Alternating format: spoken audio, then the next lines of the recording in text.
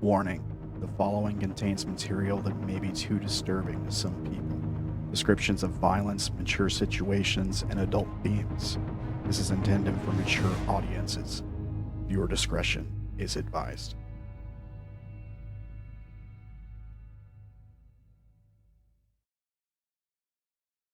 We are live with Broken, episode 6. So everybody have a good week break, good hiatus, good I don't know. How are you guys doing? Good. Yeah. Good. Pretty good. I have like Things are 6 going fidget spinners. All right. No, I'm glad the cameras are working fine because I did not check. Good. Okay. All right. Well, welcome to the show. We're on episode 6. So first things first, general announcements. We are doing the third and final giveaway today. The third and final giveaway for the Nibiru TTRPG. So I'm setting up the phrase to win the giveaway right now. What do you guys think? Trash pile. Because that is where you guys are. That is where you guys are in the world right now. Which, Dank, you should feel at home here. I just need a couch. because Just need a couch, and then I'm good. That wasn't a personal attack on Dank. It was his character. His character should feel at home here. Professional homeless. So, I believe it is set up. Let us test. I will paste it for you guys in the chat so you know what it looks like. It's just the word trash pile. One word trash pile. And you can be entered to win the third giveaway at the end of the session today. Get a Book is copy pretty spicy. of the Nibiru TTRPG by Araukana Media. And it sounds like our first two winners have both gotten their copy. So that's awesome. Hope you guys enjoy. Thanks for playing. Thanks for entering. So if you don't win the third and final copy, you can always go check out their website, araukanamedia.com. It's ARAUKANA. And also check them out on Twitter at Araukana1. They're really cool people. They didn't have to sponsor this giveaway, but they did. They wanted to show some support because we were playing the game, and that's just really cool and nice of them to do. So show them love. Send them good vibes. All that good stuff. Now, what happened last week? Go harass him for another update? Okay. I'm not We getting... last left off the We party were gonna attack people. Yes! No, we were talking first. Yeah, but I mean, if they breathe raw. Yeah. Yeah, what happened? Why were you guys attacking people? Okay, so essentially how we started was we were talking to Shalim. Yeah. And I forget his friend's name. Udaya. Yeah. Udaya. And we were taken with them to the old abandoned outpost, I guess. And now we've technically been recruited to help essentially collect taxes. And so there are to avoid. Yep, Naela is wanting to die on the inside, but that's besides the point. So we have a couple of clans that we're supposed to go to, and on the way there we were also looking for some like white fungus to quote unquote help the newcomers to breathe, but we really know what Naela's after it for, okay? Yeah. Mhm.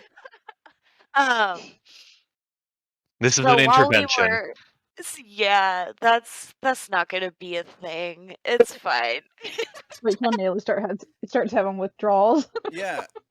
The interesting thing about being, hooked on something is that you never ever have to choose between that thing and the people with you, right? Like that never happens to somebody who really wants that thing ever.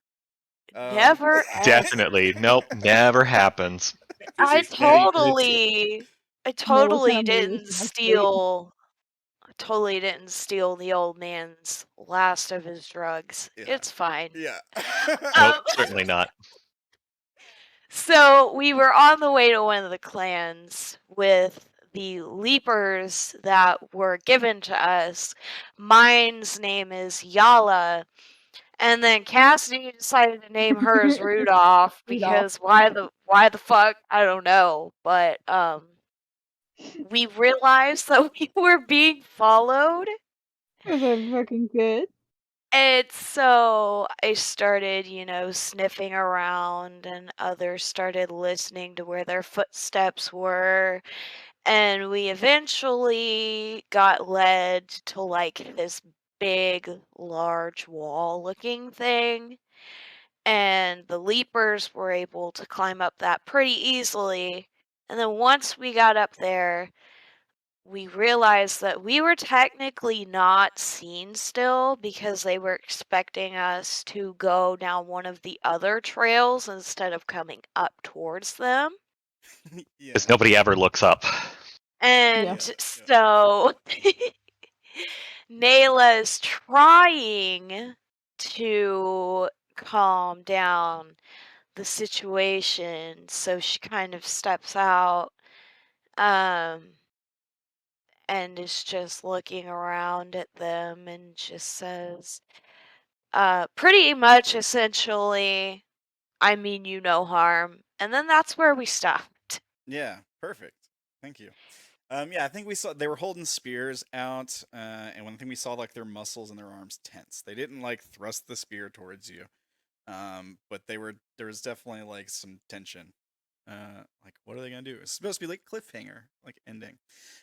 So yeah, basically big old pile of metal trash. And these guys were sort of like watching you all, talking about you, talking about following you. I think is what someone heard. Or like waiting to see which way you go, that kind of thing. Yeah, Yes. that's what it was. And yeah, you guys are like, all right, well, let's go see what this is about, basically. So you climb the pile of trash, and you sort of like parked the leapers nearby, got off of them, and then Dank and someone else was looking over the wall. Was it Zack? Yeah. Yeah. Okay, and then the rest. Cassidy and Wolfy stayed with the Leapers. Okay. I'm up there poised, ready to inflict extreme violence on these people if they try anything. It's why I took the violence fucking memory. Yeah. Yeah. All right. Yeah. So I've got a little map set up for you guys. Now, just because there's a map does not mean there has to be combat. Okay, I just want to point that out. Aww. But it's up to you guys. There can be combat here, but I kind of want to show you guys what we're looking at here. And we can move around a little bit. I'll kind of explain what everything is. And if you're not happy with your starting location, we can talk about moving you. I'm kind of on team murder hobo. So you got this big area. Now let me just explain a few things. The black jagged edges at the top and bottom of the screen, these are like up in the ceiling. We're looking down from up in the ceiling. I remember describing this big sort of like rift where things are like broken apart above you guys. Maybe there's like some cables hanging down. This is way far above you guys, but that's sort of all that is. That's not actually on the ground. The ground here, on floor level, we have that sort of weird square pattern going on. The black stuff here is just basically just like dirt, stains, trash, rubble. that kind of stuff. And then of course this is the scrap pile. You guys are sort of here at the roof, thinking that there's like a wall here. If you zoom in, it might be easier to make sense of what I'm saying, I hope. There's like a wall here that separates Dank and Zack from Naela and these two guys. So Naela like basically walked around this way and then crawled through this opening. It's a pretty large opening. I mean, it's much bigger than a door. There's probably just like a little ledge you have to step over, and you're basically in a room with them. The room doesn't have a ceiling on it.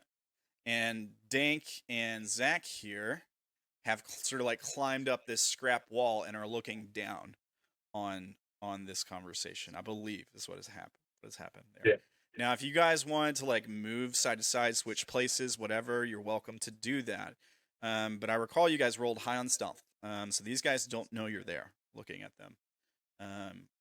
But they know that there's like people climbing around on this pile. They could hear you guys like climb. I mean, you're jumping up here on basically giant mutant deer. So I think it is metal. I feel like they probably heard people jumping around the pile, but they don't know where everyone is with all that stuff. And of course, like these are our two guys here. Yeah, you step out. What did you say again, Naela? I mean you no harm.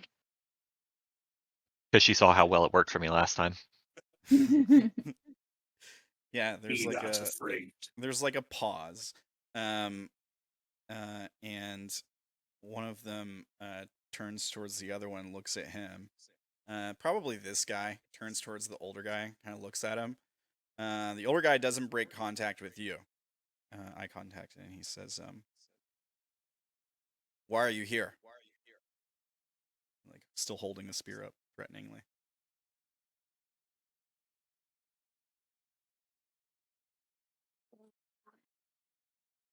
We notice, or well, not we. Sorry, scratch. I noticed that I was being followed, and I would like to know why.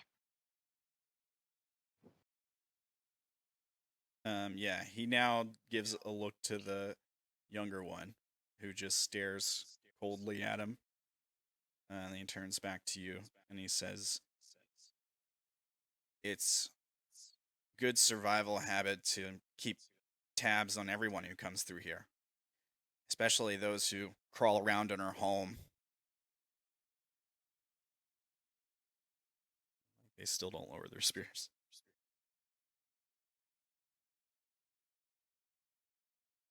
Did not mean to intrude upon your space. And there's like a pause, and the younger guy says, "You don't mean us harm. What brings you out here in the dark?" And then the older man says, "Shh." And they like look at each other. And these guys are really suspect. Looking for resources. Food has been scarce, so has the fungi.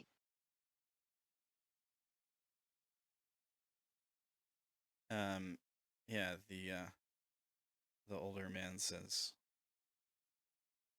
"Resources, huh? Well," She nods. they look at each other again. The younger guy gives him like a nod.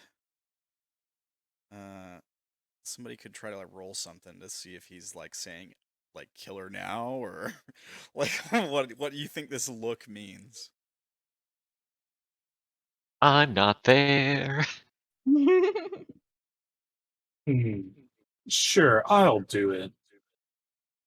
I would Maybe. also like to roll. Okay, sure. Am I allowed to use survival because it seems a little sus to me? They have spears pointed at me. Sure. Sure, I'll allow it.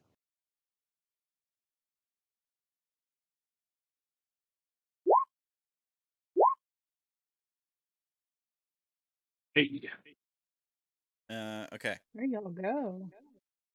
Okay. They're not saying let's kill this lady and take what she has. So the guy who says that, like when he does so, his spear lowers just slightly. Like, and also like the tension in his arms kind of eases. It doesn't look like he's about to strike her. It looks more like he's about to, or at least he's thinking of lowering his spear. But he doesn't. He like recovers and pulls it back up. And then he says, "We might be able to trade if you don't tell anyone you saw us here." Maybe they're not supposed to be here either.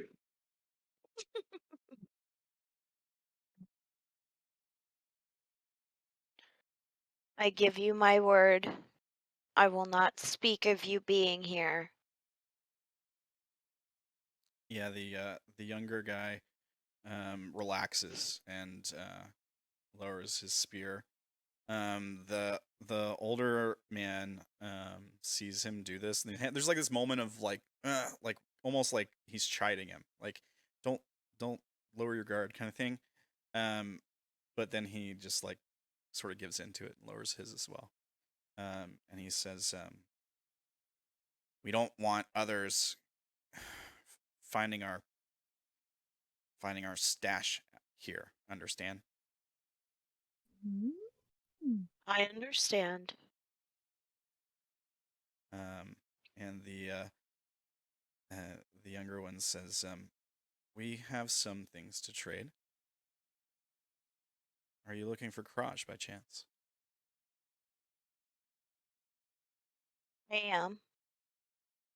I bet Naela perked up real quick, huh? Yeah. Yes, yes, she did. He shoots a look to the old man, who just kind of like gives him a slight nod, and then he says, "We can get some. Don't have it here, but we'd be willing to trade for blue fungi if you can find any. It's in short supply."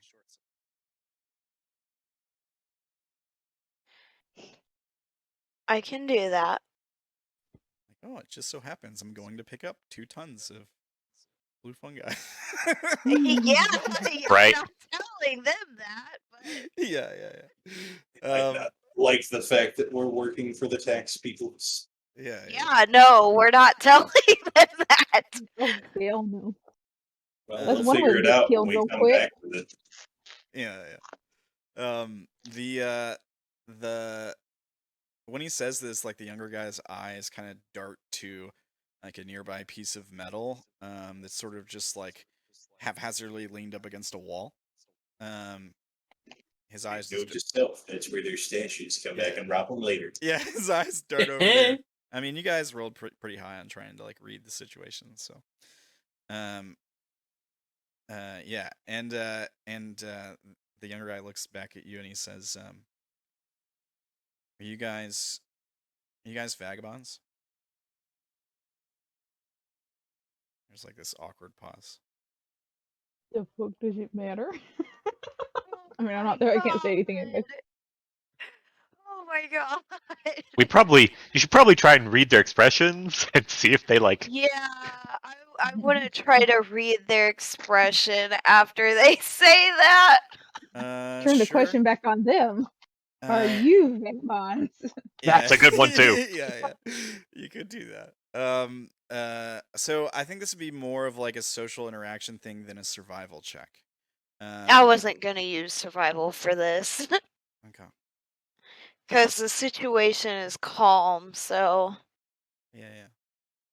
Down there. Oh shit. Oh, Yeah, you can't tell. Can't tell. I Let- can use an let influence point to me- have her reroll, right? No, you can't do that to No. players. Okay. Only me and yourself. Let me use a influence point. Okay. Whee. Okay, well, second times we're just just go with it. Third time's the charm. You got this. Oh my god. Alright, one more time. Peer pressure. Come on, come on. There we go. Yeah! There we go. Yeah! So what are you trying to find on his face? Whether he's like hostile to vagabonds or Yes. the look on his face is he almost kind of smirks when he says it. And he like curiosity. Like maybe he's never seen one. And you all look different. Or he kind of like shoots the other guy a look like he should say something, but then thinks better of it and then stops himself. Like he was wanting to say something else.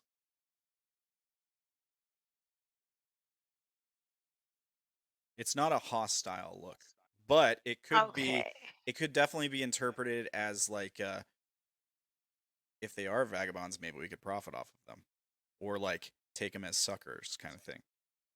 Right? Like it's not like we're gonna kill these guys, but it's like we're gonna rip these people off. Yeah, it could be like we can easy marks. Yeah, we could definitely like screw them on the trade if they end up trading with us, right? It's kind of like, yeah. No, I'm not. There's a pause, and he says, "What about your friends?" I'm gonna give him a roll to see if he can tell that you're lying. I'm just gonna have him roll 3d4. Oh my god. Oh, that's a major Oh, success. I would like to use an influence point to make a reroll one of those 4s. just the 4s? Yeah. All right. So I'll reroll the 4s. Okay. And I get a 2 and a 3, so that makes it a major. No, it's just a fail. It's a major Worth fail. it. Definitely can't read you. Good job using that influence point. So he like pauses.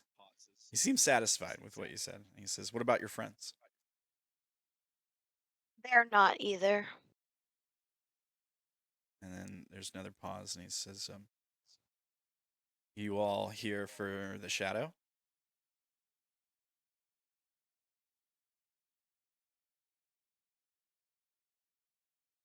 Oh shit. What's the shadow? Like this is an out of game question. Yeah. I think we mentioned it briefly last session. It's been 2 weeks though. I think while you guys were in that little outpost settlement area, you heard like in passing that there's something called the Shadow of the Sorrows that's been like plaguing the area. People, it's sort of like a monster story, right? Like a Bigfoot thing, where people are like, "Oh, we saw it in the dark when we went outside the outpost, basically where you guys were at, in between like settlements, kind of thing." And so it's like this mythical, potentially monster, potentially nothing. You know, some people are like, "Oh, you're just crazy. Why are you believing the stories?" You know. So it's like a Nibiru boogeyman. Yeah, basically, yeah. Urban legend. Yeah, urban legend kind of thing. But it's really popped up fairly recently, and you know, within the last couple cycles at most. And yeah, it's just like this myth. Oh, I heard it attacks caravans and eats them. You know, or like I heard that it ripped a man's head clean off. Was another one. Or someone else probably said, I heard that it didn't rip the head off. It like exploded from inside of it somehow.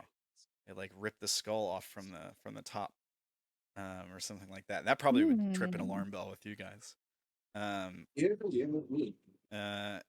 Stuff like that. Yeah, just like weird stories. Some of them don't make sense. Some of them seem like they could be probable, or it could be a person, or something like that.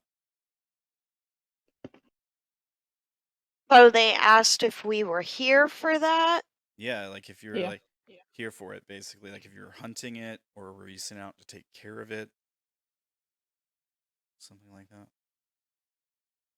Yeah, we're here to bring it food. No, we're here to bring ourselves to it. No, I'm just kidding. Um, Offers ourselves as human sacrifices.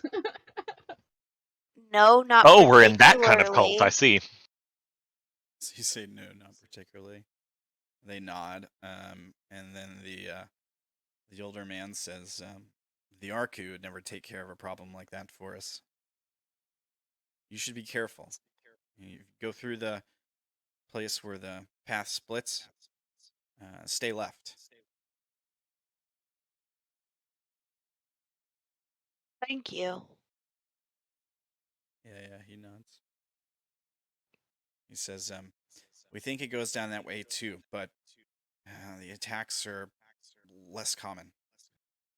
And nobody, even us, we haven't had a good look at it. Seems like those who do, well, we don't see them again, so."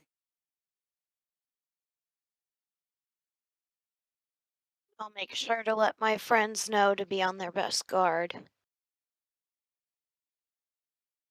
He nods. He says,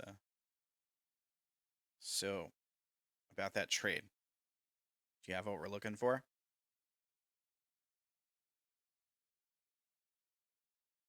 I can get it for you. Do you want to meet back up here?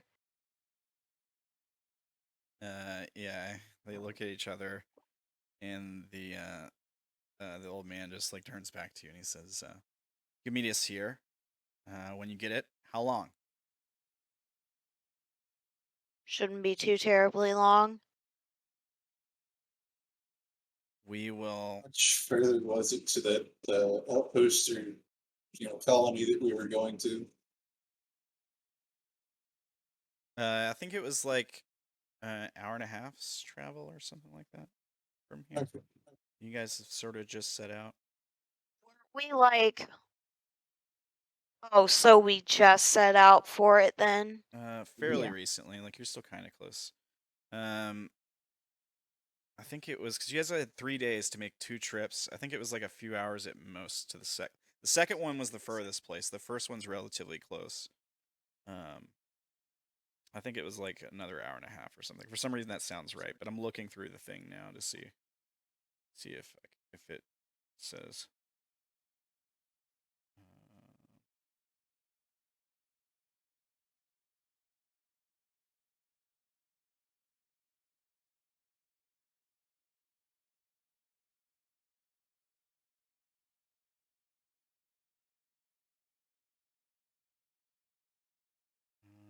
Okay.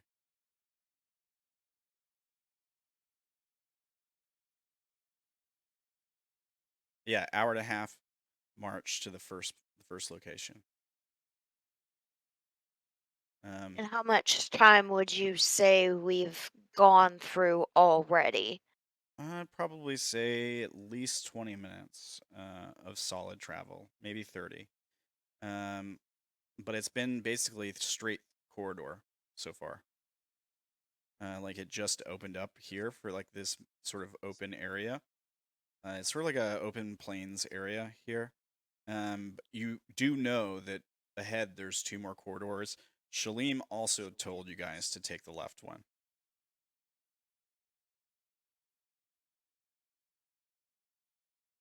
We ask what's in the other one? You can if you like. I mean, he basically just said, the old guy just said that the other way there's been more attacks. Like everyone who goes down that way, they don't see them again. That's what the old guy just said. Ah, got it. So that means the shadow thing is down that way. Yeah, he Could said. be they're setting us up for an ambush. Yeah, it could be that too. Like if they've got more people ahead. We'll call these guys the squatters. I think that's a good name for them. So yeah, what he said was he thinks it goes down the other tunnel too, but there's been far fewer attacks there. Whereas like everyone, it seems like everyone who goes the other way doesn't return. And Yeah. nobody who has seen it up close has ever like been around Lived to to tell talk the tale. about it. Yeah, everyone who has heard the attacks or seen them like shows up basically, and they just get a glimpse of it. They don't get like close enough, where it's like just left, or it's like in the process of running off, or they see the attack from far away, or something like that.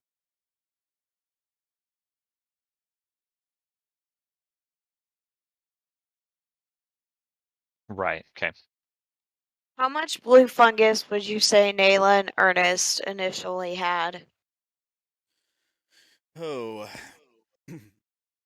probably enough for a few days. I'm gonna say, how do we want to measure it? Do we want to measure it in like pounds? Since we're doing like tons for the thing, for the quest. You probably had a couple days worth of blue fungus, but most of it's like most of the spores are growing on your ceiling right now, so you might have like a day or two. You guys knew it could take 3 days for this job, so I would say everyone could have like 3 days worth of food on them. It makes sense that you guys would like pack enough. The plan was to like come back and make a second trip though, so I feel like I'm being a little generous there. So would you say that we had some fungus on us? Over here trying to trade our food away. Yeah. This is drugs we're talking about. I will give every last goddamn thing I have.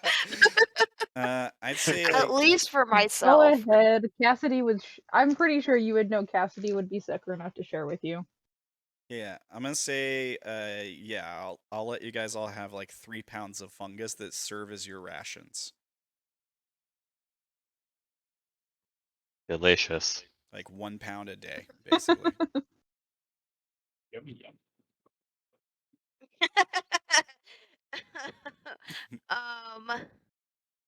Some people like make it into teas, like you'd make like a mushroom tea or something. There's all kinds of stuff you can do with it. It's pretty versatile. So Naela's going to ask how much Kraj would you give me for 3 pounds of blue fungus? Yeah, they give each other a look, and the older guy says 3 pounds. It's not much. He looks to the younger guy and he says, I suppose we could give you, I don't know, how about 10 grams for 3 pounds? It's actually a pretty good deal. Like, Raj is like really expensive. It's a paste, kind of, and like a gram would get you like a really solid experience. I'll put it that way. Like a really strong, solid time. Probably a little bit less than that if you're just using it for the medicinal properties. Like half that, I would say. But you still would have some effects. Some experiences, I guess. Would that just be enough for like one person, or?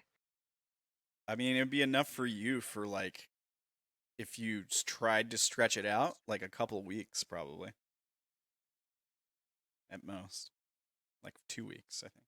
Like if you were like trying to stretch it out. And what about for like 6 people? Probably gonna need more, right? You could take the 10 grams and like have everyone like smoke a gram, basically. I don't like saying this, but you'd still have like 4 grams left, and that might hold off their sickness for like a few days each time. Now it won't be Not to mention, we can always come back with more food. Yeah. True. You can. That is an option. They definitely seem like they want more food. So we've established that 3 pounds will give us 10 grams. Maybe see if they've got like a bulk kind of thing. Yeah. Maybe see if they have a what? like a bulk deal. Like, usually when you buy illicit substances, the more you buy, the cheaper it is. Yeah, exactly. Yeah, what he said. So essentially, the question would be like, what's the most you can give me for if I get you this thing? Like, how would you word that? You'd have to be really careful because they're not going to want to tell you how much they have. Because if they say they have a lot, we might just rob them. I mean, that option's still up in the air, as far as I'm concerned. We're not robbing But these remember, we nice can't people. barter too much, or else we'll be short on the tax. Well, we do have 3 days to get the tax money or the tax fungus back. So we could always still forage for more blue mushrooms while we're out. Alternatively, maybe we could see about trading with credits. We all have a decent supply. Once we return with the fungus from the mission, we're gonna have a lot more credits. For right now, I think what I'll do is I'll just give them the 3 grams that not the 3 grams, the 3 pounds that I have. Yeah. And then we'll establish trade with them later. Yeah, and then we'll do more trades later. All right. So you're basically like, all right, well, this is all I have right now, but are you gonna tell them like we'd like to come back and get more? Yes. All right. Yeah. They nod. And the guy says, we'll have to give me a few minutes to go find it. Hold on to that blue fungus until they come back. Yeah, no. They gotta find that shit first. Yeah? All right. You want to hold on to it? Yes. All right. So the older guy gives the young guy a look. And he nods and he starts to walk past you to get through the opening. Do you let him through? Yes. All right. So he steps through and Okay. he takes a look left. He takes a look right. And then he like steps to the right. And then he goes like around a wall and you can't see him. Can I see him from my vantage point? There's another wall there across. Let's say make a check. If you roll well, sure. Okay. I possibly do the same. Yeah, absolutely. You have something that helps you like just a normal roll. Yeah, if you have a skill that'll help you, you can definitely. Whoa. Okay. Yeah, I'm gonna say yeah. You can see like the top of his head or something. You're able to like lift yourself up a little bit higher to like get a better looking down. You're able to see over the wall that's kind of like blocking him. Yeah. All right. Same with you, Zack. Dan can see him a little bit better. Yeah. All right. So let me just pull him back up on the map here. All right. So he walks along this edge here, and then he starts to climb down onto like a level below. You hear like this scrape of metal. So he gets a little bit lower. It's probably like another 5 feet down or so. And then he grabs a piece of scrap that's like pressed up against the wall, similar to the scrap you guys saw up here. And he pulls it aside, and there's like a little hole there. And he gets on his hands and knees, and he crawls into this hole, and he pulls the debris closed. And there's like some rustling when he disappears like inside the pile. You hear like him moving along like a metal chute. And then like silence for a moment. And then there's a rustling sound again. But it's a little bit different this time. Like there's like a different sound to it. It doesn't sound like he's going back the way he came. And then he emerges from the hole up here. So basically, like he disappears down there, and then he just like comes back up the top, and, like he pushes from inside that one piece of metal, and then like crawls out. They got hit good.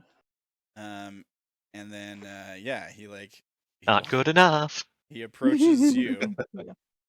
and like holds out a small like metal box, similar to the one we saw Shalim with.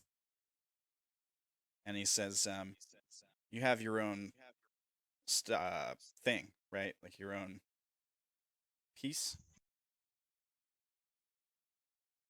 Take the or smoke out. equipment." Yes. All right. Yeah, he just hands you the box. I'm going to open it before I give the blue fungus. Yeah. You open it, and it's just like a small hollow metal container that's just got a bunch of this grayish paste in it. Sort of like grayish looking, almost like a really dry, like flaky putty kind of. Like it kind of looks gross. Like it doesn't really like. It doesn't look like plant really. You know, this is like stuff But to that's. Naela, it looks beautiful. Yeah. It looks like really It's heavily processed. I start sparkling, and she just kind of closes the box, tries to remain composed, and then gives him the blue fungus. Yeah. All right. Yeah. So he grabs the fun. Maybe you guys are transporting it in like containers as well, or it could be like silk sacks or something like that. Yeah, he holds it up and he kind of like judges the weight of it. And shakes it up and down. He seems satisfied, and he says, "Come back when you have more." Absolutely. And the younger guy says, "And do look out for the shadow. That's not a joke." Aw. You guys too. Yeah. The old man says, "Oh, we'll be fine. We mind our own business. We stay in our home here most of the time." As a smart person does. They don't mind their own business. They were literally spying on you guys. I Yeah. know, I know, but they We're were planning on still. robbing them. No, we're not. I'll We kick your totally ass. We're not doing that. I don't know. Naela I says that haven't until she voiced runs this out of thing. drugs. Yeah, the younger guy says there's a few from the outpost that come out here, but we really just don't want the Arku finding out about this place. Not until we've got it set up more defensible. Understand? I understand. The Arku are nothing but greedy bastards. Yeah, they both know it. Yeah, the older guy is like, "Fuck the Arku." Yep. Nods enthusiastically. Yeah. It's pretty much like fuck 12, but Yeah. It's a good thing you're the one to talk to these guys, because you're like the only one that here that doesn't look like an RQ if you look close enough. Right? Like the other folks are just kind of disguised to try to not look like them. yeah. I think at that point she'd turn back around and start heading towards the Leapers. All right. Because we've done the exchange. I have what I want. They have what they want. No one's trying to kill anybody, so I think we're good. Yeah. You don't want to like try to pry more information about local events out of them or anything like that? You're welcome to do so. Like you can ask them about the farms that you guys are going to, if you wanted to, or if you just don't want them to know where you're going. Like fair. No, I'd rather not have them in my business. Yeah. All right, makes sense. It's a Knowledge is power. defense mechanism. We know where they live. They don't know anything about us. Exactly. Are you vagabonds? Exactly how we want it. No, we're not. Go back to the outpost, rat them out, and then raid their base. Steal all their drugs while no one's looking. Right. Or come back with military force, just take their shit. Yoink. So, I mean, yeah, you regroup with your party. You should be able to like move your token around and stuff if you want to like move around. You guys should be able to do that. Cool. What do you guys do? Do you want to just like get on back to the mounts? Yeah. All right. Yeah, you guys climb over back to where the leapers are waiting.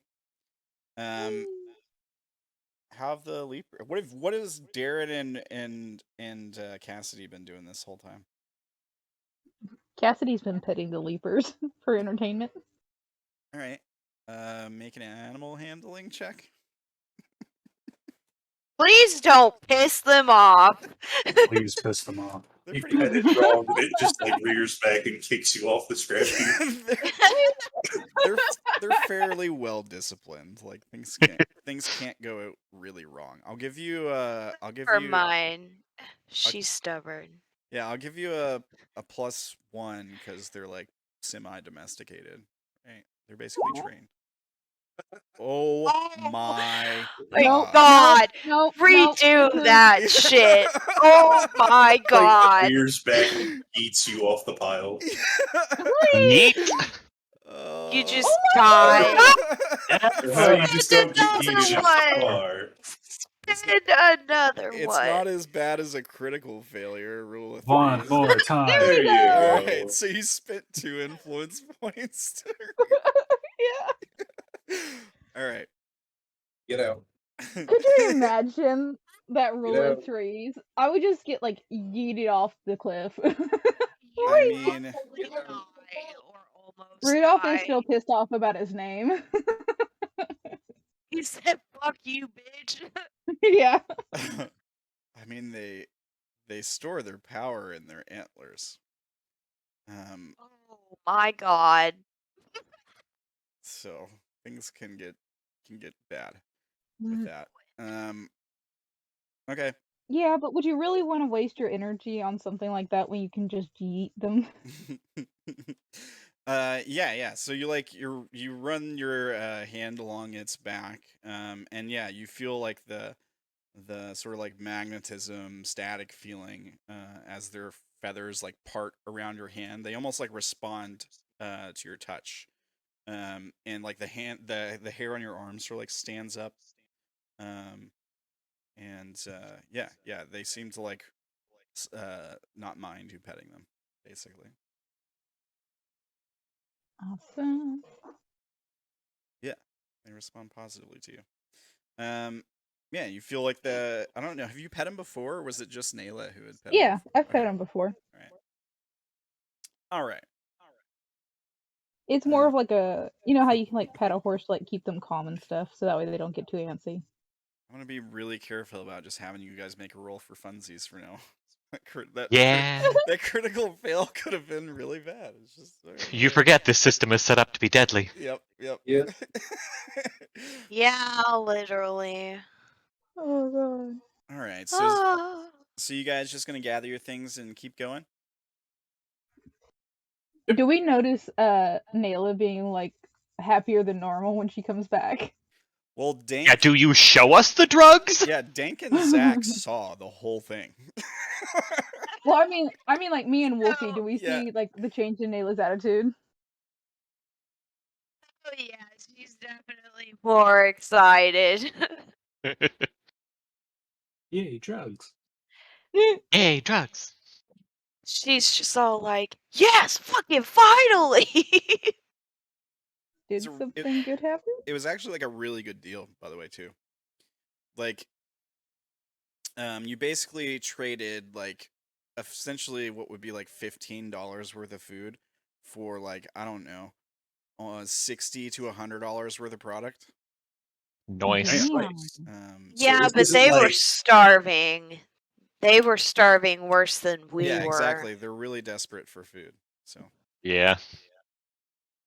So that's also why Lines I of was men. like, I don't give a shit. Here's my food. Give me the drugs, and it's fine. Naela, feed it. Yeah, as you guys are like saddling back up the leapers, getting ready to climb back down on them, you hear a like a chirp sound that comes from the sky over you, and you look up to see a what is called, I believe it's called a pulse wing. Yes. Yeah. What color is it? It is white.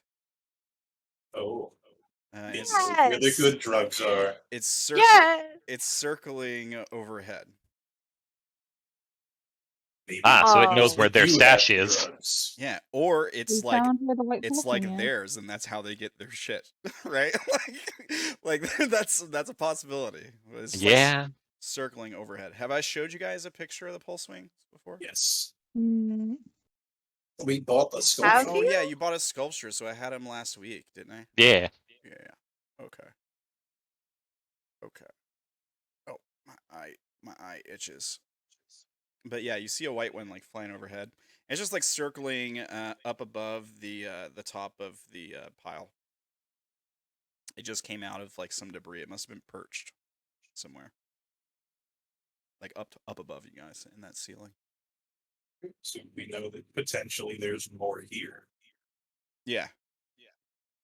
There has You to be. should know that there's more here, though, if you overheard the conversation. Well, yeah, but there might be like the unprocessed form. Yeah. That's true. Fair. These things have to eat like the raw fungus. That's what affects their color and stuff.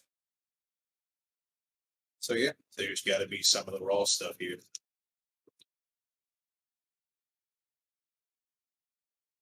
We will worry about that later. All right. So you guys just want to saddle up and continue on? Think so? All right. Idiot. Yeah. Yeah, because we don't have anything to... Well, I suppose we do have a pipe, but that's kind of fucking lame. It's fine. We'll wait until we get back to the camp. When I'm collapsed on the ground because of the weight of the place, then I'll smoke it. Yeah, pretty much. All right. On the road again. So, shortly ahead, as you guys continue through this like large open area, the other side dips back into another corridor, but there's only one. Continue on here. So the part must be up ahead. There must be like another opening or something. You're still about an hour-ish from your first destination.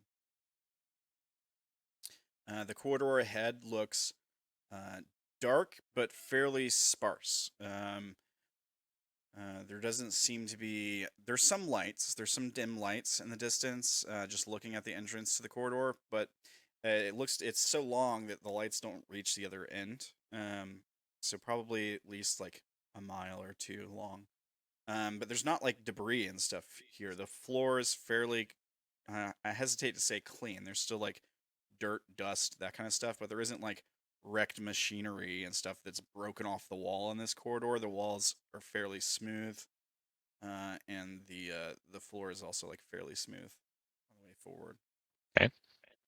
You guys continue on, and who is like? Are you guys like riding the leapers? Are you walking them? Like, what's going on there? I thought we were riding them just to make the journey more, expedient. You can do that. I'd say Unless Naela started to notice that they were starting to get tired, then she would get off. But other than that, they're probably just riding the leapers. nah, they're doing relatively well. Like you guys haven't been traveling that long yet. And it's not like we're pushing them to run or anything either. Yeah. I'd like to ride on somebody else's leaper that they're like guiding, so that I can like keep an eye on things or an ear, as the case may be. Sure. You can ride with me. All right, we'll put Cool. the two of you on one. I could walk alongside one of them. All right. Yalla. Zack wants to walk alongside him. All right. And then Naela and Dank on the other one. Yep. All right. I'll I take got the oar. I'll take shifts with you, Zack, and Me. walking. I got the oar ready in case anything pops up. Yeah, the guitar. Yeah, Yeah. absolutely. All right. My fancy spear. Cassidy's just having the time of her life riding the deer. All right. So, you continue along the darkened hallway for about a kilometer. All along the way, you feel like you're being watched. God damn it. Derrin and Zack are keeping an eye out. Probably whoever's not like paying most attention to steering the leapers, keeping them behaving, that kind of thing. If you're writing, you can also help here. If you guys want to make like perception rolls or like a roll, just to see if you can get a look. Like you all have this feeling like the hair on the back of your neck standing up. I'll try and listen to see if there's anything first. Sure. Should I make a roll?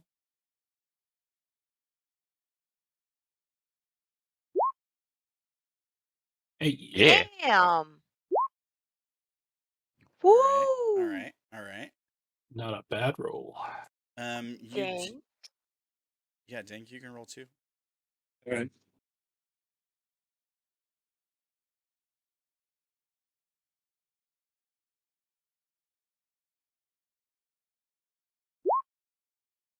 Okay.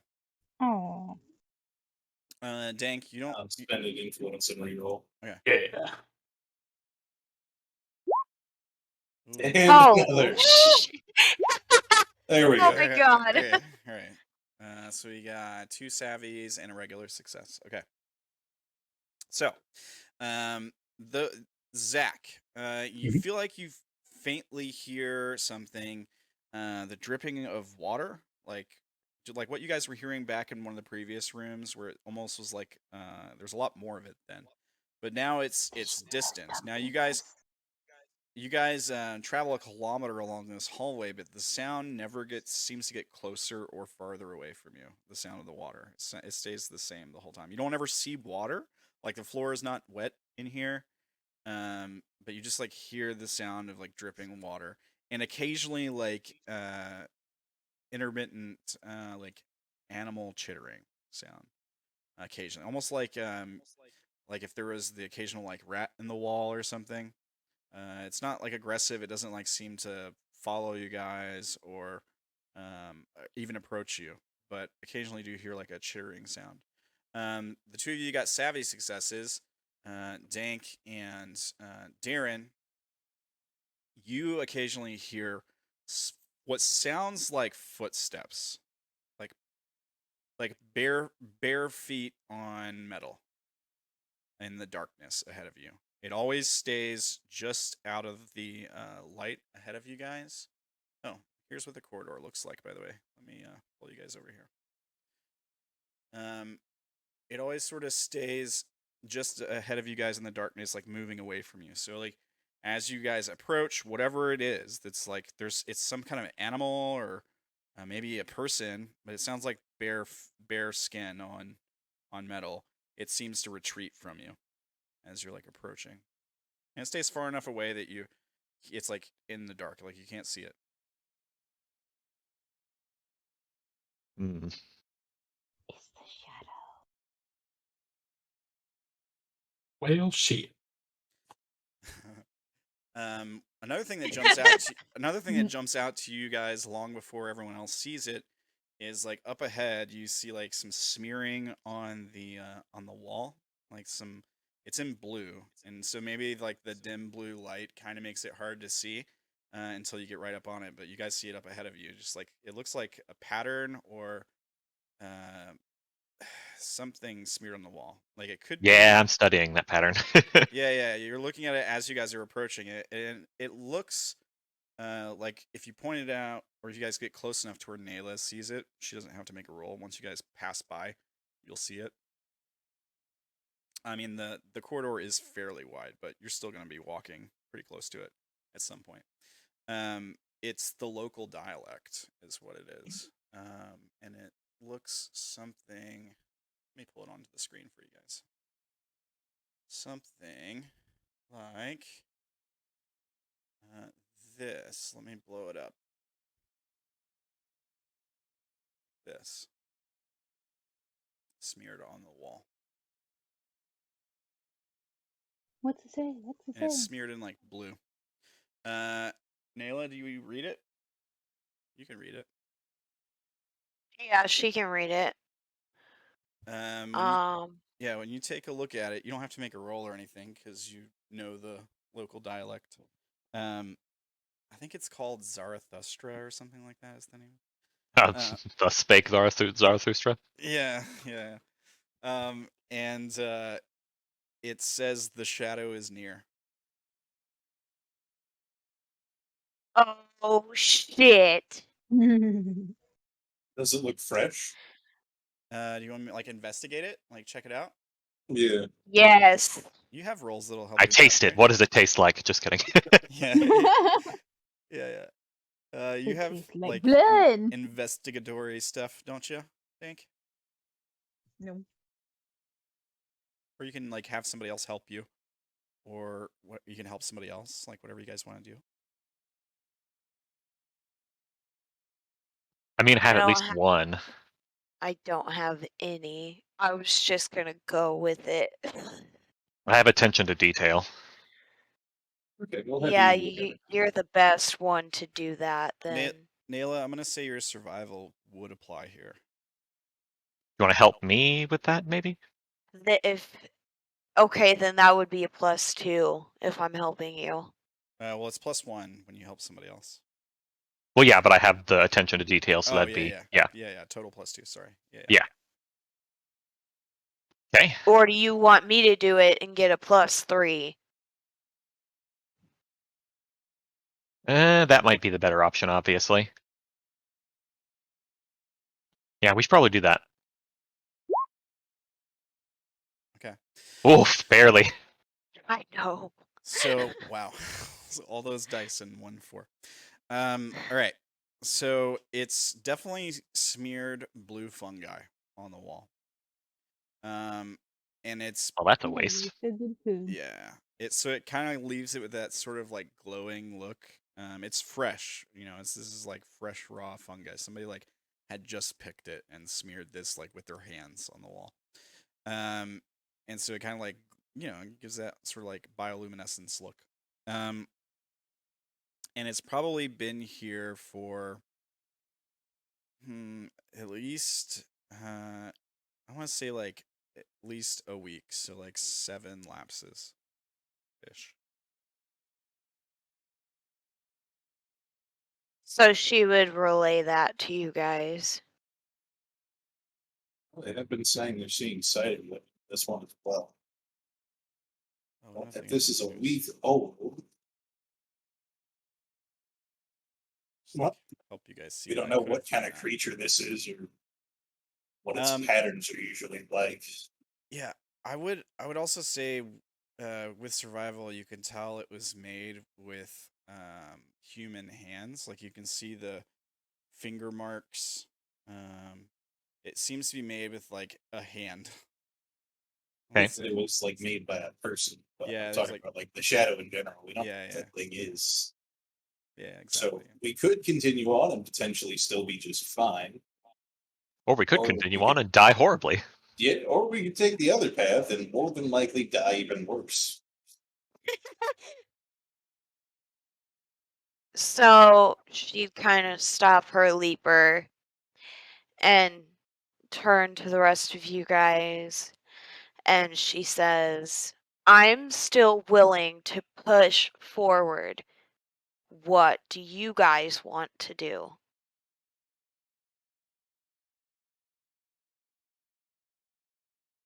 I mean, we gotta get this, or else we would let down Sahin. Yeah, we can push forward. Do we want to try something a little more stealthy?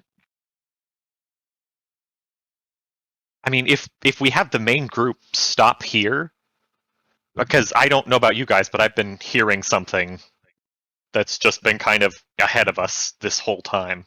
It's the same here. We could definitely try the stealthier route. Yeah, maybe take a couple of us and kind of try and see if we can get ahead of the main group and not let the thing know. I mean, if we go forwards and we still hear it, just staying that same distance away, we know it can like see us even through all that, but maybe we get some more information that way.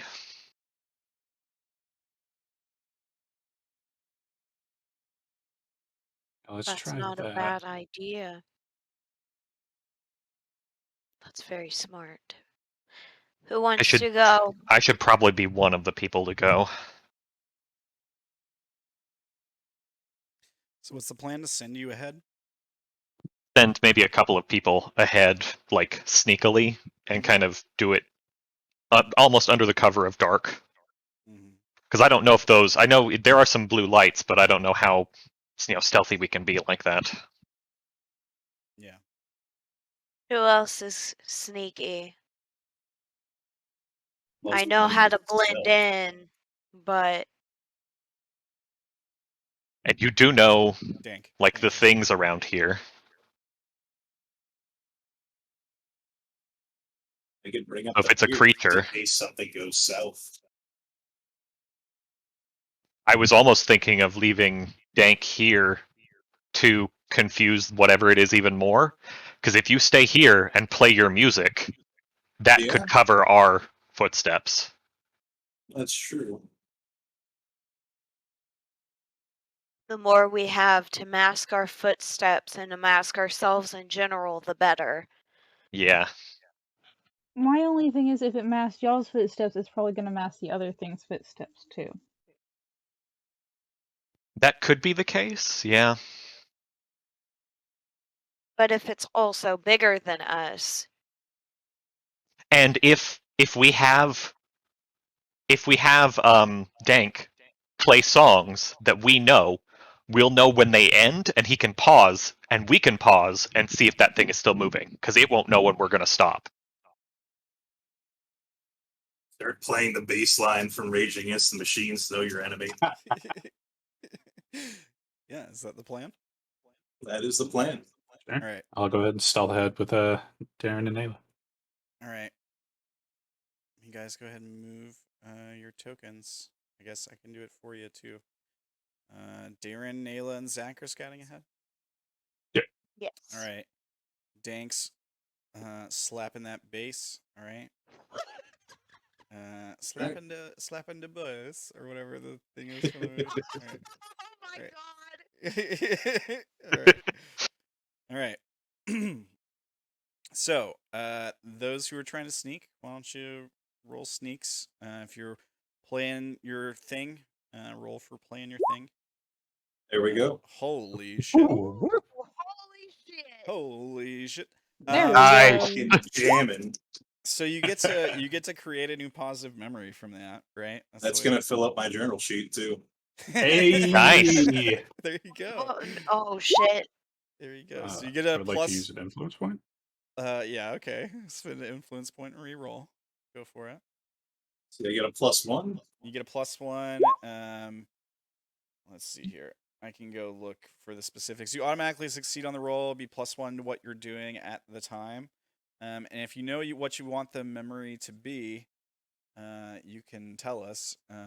We get the, we get that trademark, like lens flare flash, as we see you like relive the memory. Okay, Zack success, Naela success. Okay. I'm trying to figure out how to purchase a memory to do this, because I don't have any stealth skills, and I want some. Okay. Oh, fuck, I didn't think about that. 2 memory points for a +1, 3 memory points for a +2, and 5 memory points for a +3. Yep. Awesome, thank you. I thought that was what it was. I have a lot of memory points. When you create a memory, you automatically succeed. So.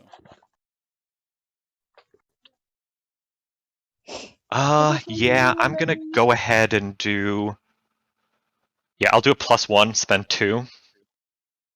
Okay. That way I have a couple more in case I need to make another. And what is the what's the skill? I don't know if I don't really want it to be just stealth. Let me see. Well, if you do just stealth, then you can always invest in something else later. True, it is only a +1. Yeah.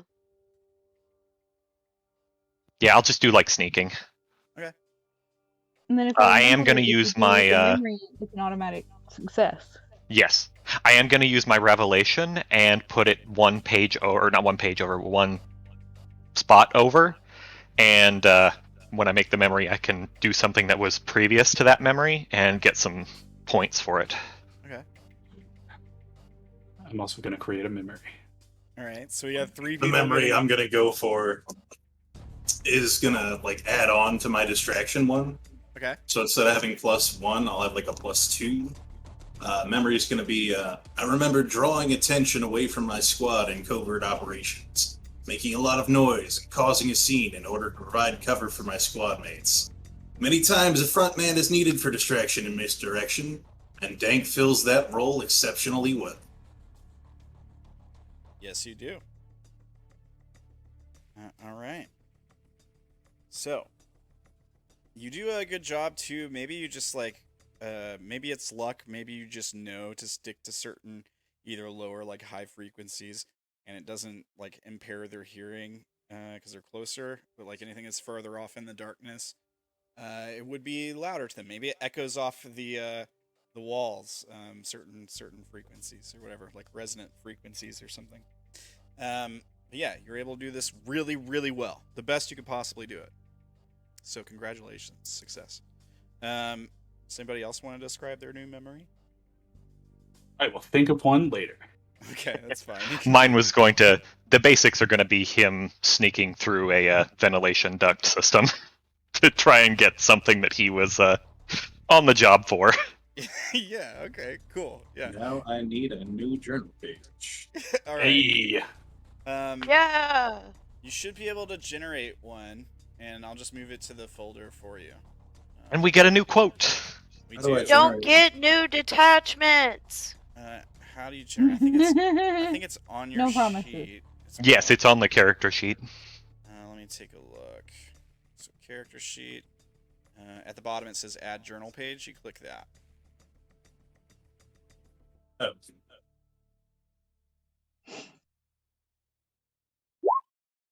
A new knot. Okay, so you got the same one we got with Naela earlier, but we get to see it. A new knot in my mind, one I must untie. Good stuff. Let me move it into the folder for you, and then I'll make sure I give you control over it if you don't, for some reason, have that. Let's see here. Yep, same thing. So here's that and that. Cool. All right, you should have it there. Good stuff. All right, so you guys press forward. I'm gonna roll something in secret here, just to see. I don't like it.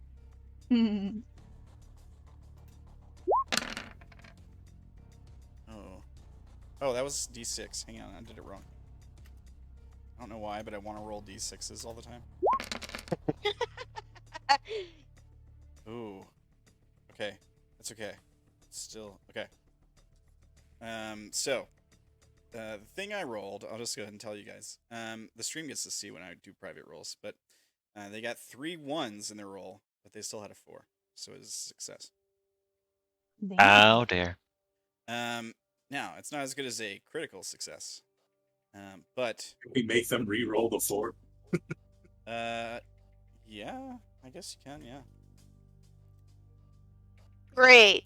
We're spinning I an shouldn't have told you. influence point. I shouldn't have told you what it was. That is the thing. If you tell us, Yeah. Okay, they get a major failure. a critical failure if it's A crit- 3 1s. A critical failure, yes. Oof. Woo, woo, woo. Oh man, Thank this God. is interesting. Okay, well, I guess we're gonna do this now. Oh my God. Ah. We found the shadow. You do spot something ahead of you. There's a moment where maybe it's the music that throws it off, or something distracts it and it stays too close too long. Maybe it just doesn't spot the people at the front. Maybe you guys do a really good job of like keeping tucked to the wall, maybe hiding behind like places where the lights are. Maybe it like sticks out a little bit and you can kind of like get behind it or like turn your body to the side where it couldn't see. But yeah, you guys do a good job of getting closer to it and getting in within eyesight. And you see it, at first it's a silhouette. Humanoid. Female, naked person. I think as you get closer, you probably actually get a look at it. And that's when you're horrified. I need you to make a check against the unnatural. Unknown, or yeah. Unknown, yeah. Sorry, I'm thinking of unknown armies. let me set the DC for you guys here. Thankfully, I've done this before, and I've got an effect for it. Yeah. So this would be for Naela, Zack, and Derrin, because you guys are the farthest up trying to get a peek at this thing. Here is your DC. It's not very high. I rolled 2 1s and 2 2s. But Is this contested? It is contested, yeah. You got anything that helps you with the unknown? That will Yes. apply Oh. here. Okay. Oh! Uh-oh. Shit! Influence point! Alright. Spend your influence point. What the fuck? God damn it! We're spinning another. Alright, hang on. No. Let's take a look at your roll here. You do have a 4 in there, so Yeah, you might want to keep some of those higher ones. yeah. I want to get rid of one of the ones. I would roll both of the. Yeah, you can do both. Yeah. You can re-roll both of them for 1 influence point. Okay. How would you do that? So we'll take the Just roll. Yeah, just roll 2d4s. Yeah, I would just roll 2d4s. Okay, so 4 plus There you go. 3 is That gives her 10. 7, Yeah. 10. Okay, yeah, I would put you just over. Yeah, by 1. I'm using an Zack, influence you're point. under. I'm using an influence point. Yeah, just on those 2 1s. Yeah, I mean you have 4s. You have 4 in there. So Okay. okay, all right, good. There you go. Thank goodness, because I don't want to give you guys symptoms. 12 total. Oof. Yeah, yeah. Oh, I'm glad I took that +2. I'm gonna show you a picture. Oh my God. Let me. I didn't plan on showing this today, so I'm having to take the snip now. So just give me 1 second. That's all right. Yay! I had an idea that made things go faster. Yeah. Yay. Okay. I'm gonna try not to show like stats or anything here. Save as. Show the stats. Show the stats. And then let me just import it to Roll20 really quick. All he's gonna do is use paint to like bleep those parts out though. I don't know if I want him to show the stats. I think that would cause me to make another scared check. Yeah, I Well, don't know. considering it got 5d4s. Yeah. Well, it's because it's an extra stealthy shadow, or extra. It's extra horrifying. I mean, that's what I meant to say. Stealth play style, causing DMs to have to do things faster every time. You'll understand why the high unnatural check when you see this thing. Oh, I bet. I feel like I know what this is. Kind of scared. Yep, that's exactly what I knew. It looks something like this. Ew. Maybe at first like you just see like the torso and she's facing you. And she's got her arms up like covering for modesty or whatever. So you don't like see the head, but then she like turns to the side, so you see this horrible insect on her back, and connected to it through these like tendons that sort of rise up the sides of her neck is this horrible looking head of the creature that is around her head. And there's places where you can see like what looks like open brain exposed. It's a horrifying sight. Nasty.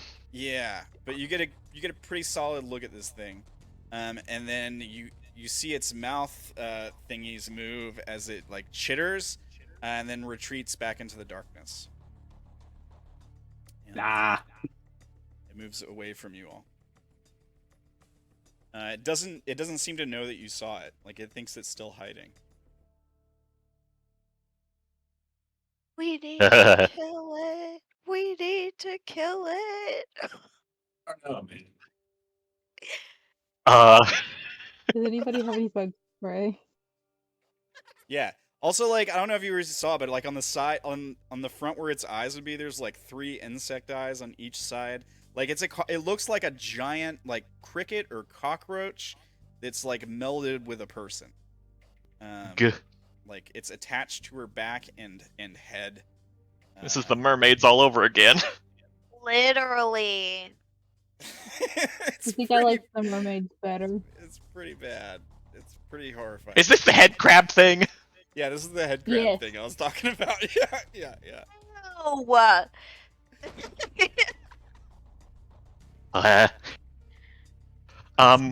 Yeah. I think Derrin would like motion for like quietness and then like go back the way we came. It's kind of like. Are we sure that this is the shadow thing? Because like that thing had a human body. Ripping somebody's head from like the inside out would probably be Okay, but that's its previous victims from where it had its head on them. I mean, I think it goes from victim to victim. well, remember that guy we found in that first corridor with the I think he's one of the victims. Spartans? Yeah, he may have been one of the previous victims as well.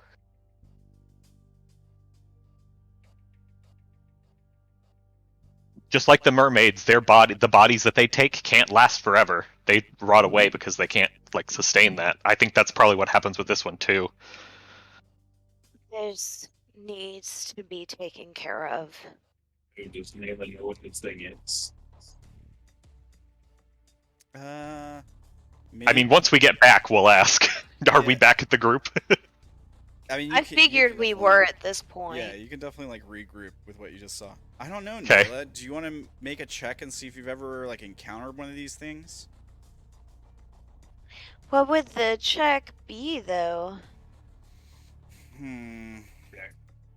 Be like some kind of knowledge, animal handling, I suppose, could apply. You could always spend some memory points to succeed and get a new skill. Yeah. Could be like a fauna knowledge related. Xenobiology. Yeah, something like that, yeah. Kind of like biology knowledge. Yeah. Maybe like wildlife knowledge? Sure. Xenofauna. Wouldn't be Xeno since she's from here. Yeah, that's true. I was about to say. Allofauna. Or the Xenos.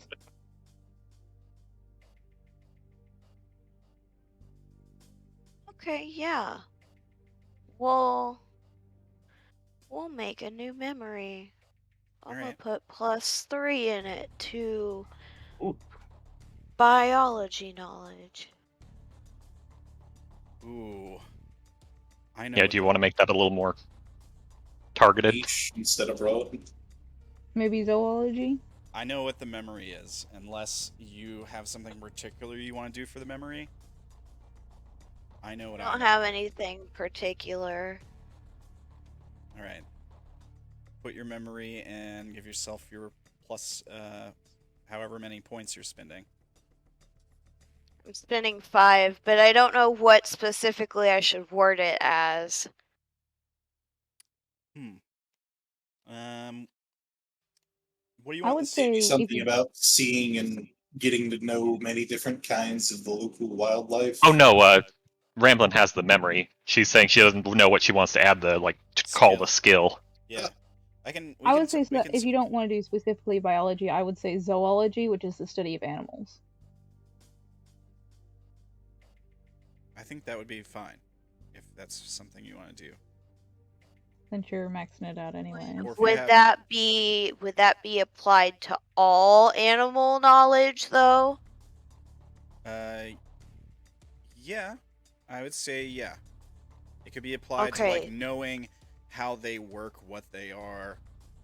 Okay, I'll do zoology knowledge then, since it's all mammal related.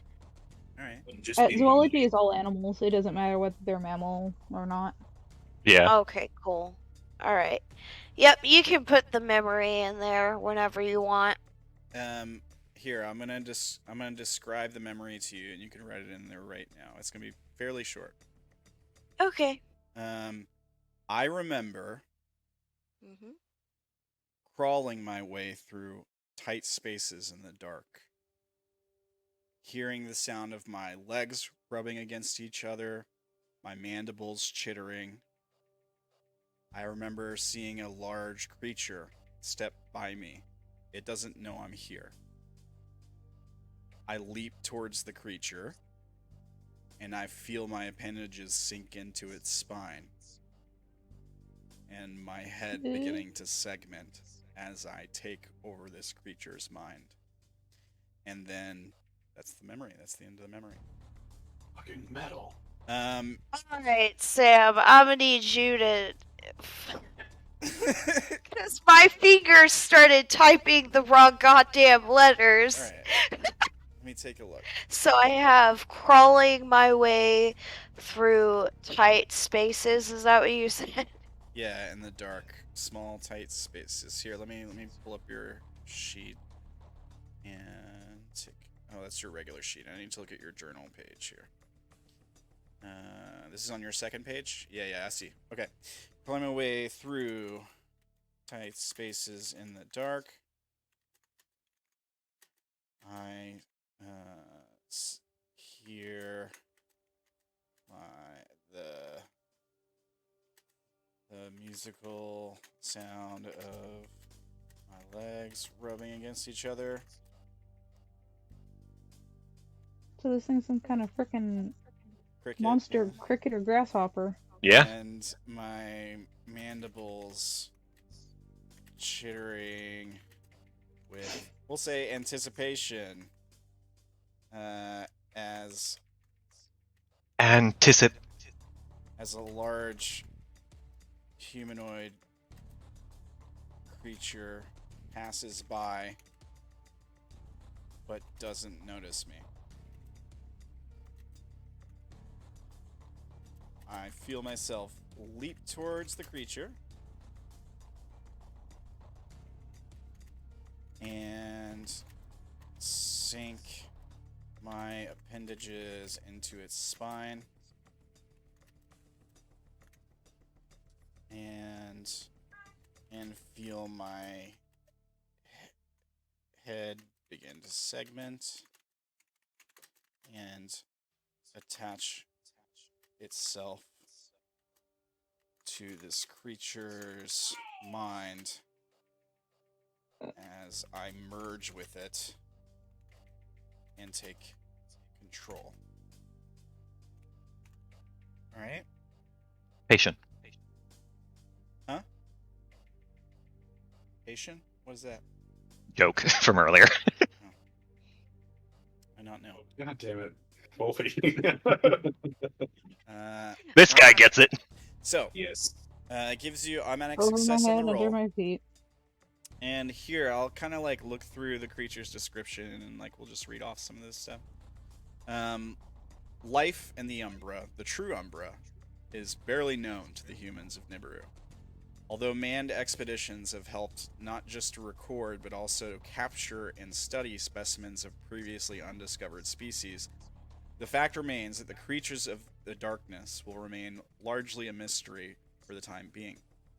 Although many of these creatures feature designs that challenge all preconceptions of life in the skyless world, none of them do so like the Asapu, the Leviathan's touch. The local name for these things, it's Asapu. They actually just have the same name. That's the only creature I've seen so far that does that. Oh yeah, the bad touch creature. Yeah, this is the bad touch. Yeah. The Asapu are symbiotic creatures, which have kept them classified as members of the Lau family instead of the Kalmutu. They survive by establishing a mutually beneficial relationship with an individual of a different species. Although they've been seen inhabiting the body of non-humans, it is within us that they tend to make a home. This results in an exchange that makes it so that the human host sees a drastic decrease in brain activity as a big part of our body's electric current is transferred to the Asapu. In return, the Leviathan's touch employs an arsenal of organic compounds that serves to enable human life in the Umbra. With high enough pressure, the air within our organs compresses with often deadly results. As the structure of our tissue fails to cope with it, this is counteracted by the Asapu, which injects a proteic cocktail that contains, among many different compounds, a hefty amount of myoglobin, a protein used to store oxygen. This protein is stored in pockets close to the spinal section of the Asapu, right below the host's skin. In a long run, the Asapu's protein shake molds the host's heart and lungs thanks to elastic fibers and elastin, increasing the flexibility of tissue permanently. For scientists, the initial functionality in the exchange is pretty standard for symbiotic species. What's baffling is the purpose of the more lasting changes. The fact that the Asapu leaves the host's body, shedding part of its native structure when these permanent changes are established. The shedding of the spinal section signifies a truly puzzling finale to the metamorphosis, and has led some to believe that the Asapus do not just attach themselves to a human host to survive, but ultimately they do it to see their hosts change. There's been only one registered capture of an independent host, which seemed to have improved brain functionality compared to other hosts. The results of this study, however, remain a secret to this day. So they're pretty secretive, but they're basically parasites. Now the trade-off is that you're not really you anymore, but you lose a lot of your intelligence. But you are able to survive down here easily, like withstand the pressure, the harsh environment. You become stronger, all that stuff. Oh, cool! Give me one. If you survive it taking over. It sounds like the protein shake that these things develop within the host would be stupidly useful. Yeah, there's a little bit more. It says the head section of the Asapu encloses the host's head within a protective exoskeleton, which integrates the creature's senses with those of its hosts. This helps them with finding food in the darkness. Twin antennae protrude from the cavity that harbors an organ akin to that of the Vagabonds of the wild, which allows for synaptic interaction with the Leviathan. So you change habitats. If you get infected with this, you become a Vagabond of the wild if you aren't already. Huh.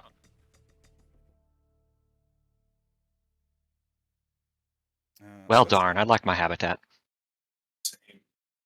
Then don't get taken over and you'll be fine. It says it's like a symbiotic thing that implies that it's maybe a mutual understanding between the host and creature. Yep.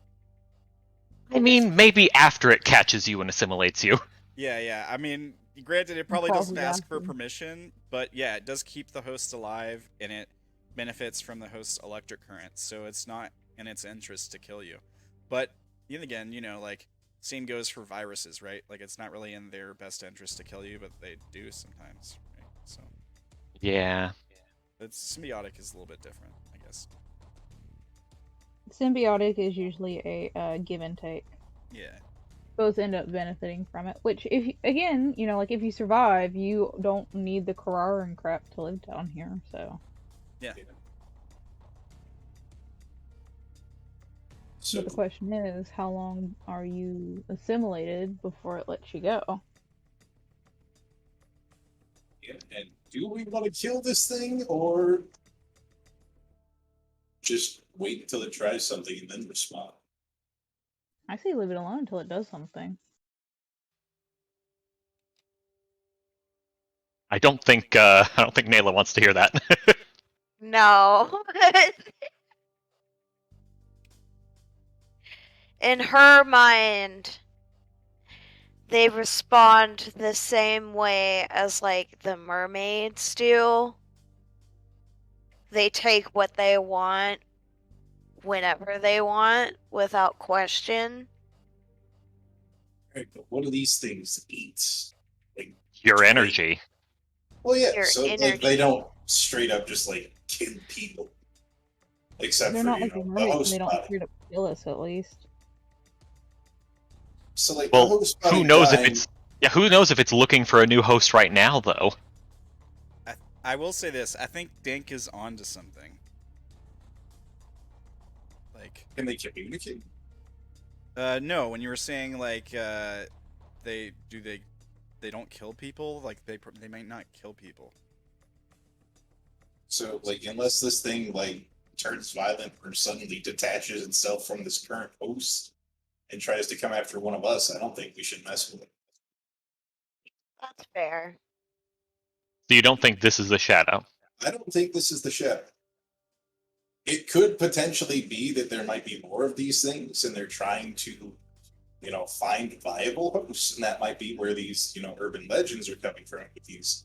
Oh yeah, it ate this dude's head, or it blew this guy's brains out through the back from the inside. All that kind of stuff. It could have been that they found failed host bodies.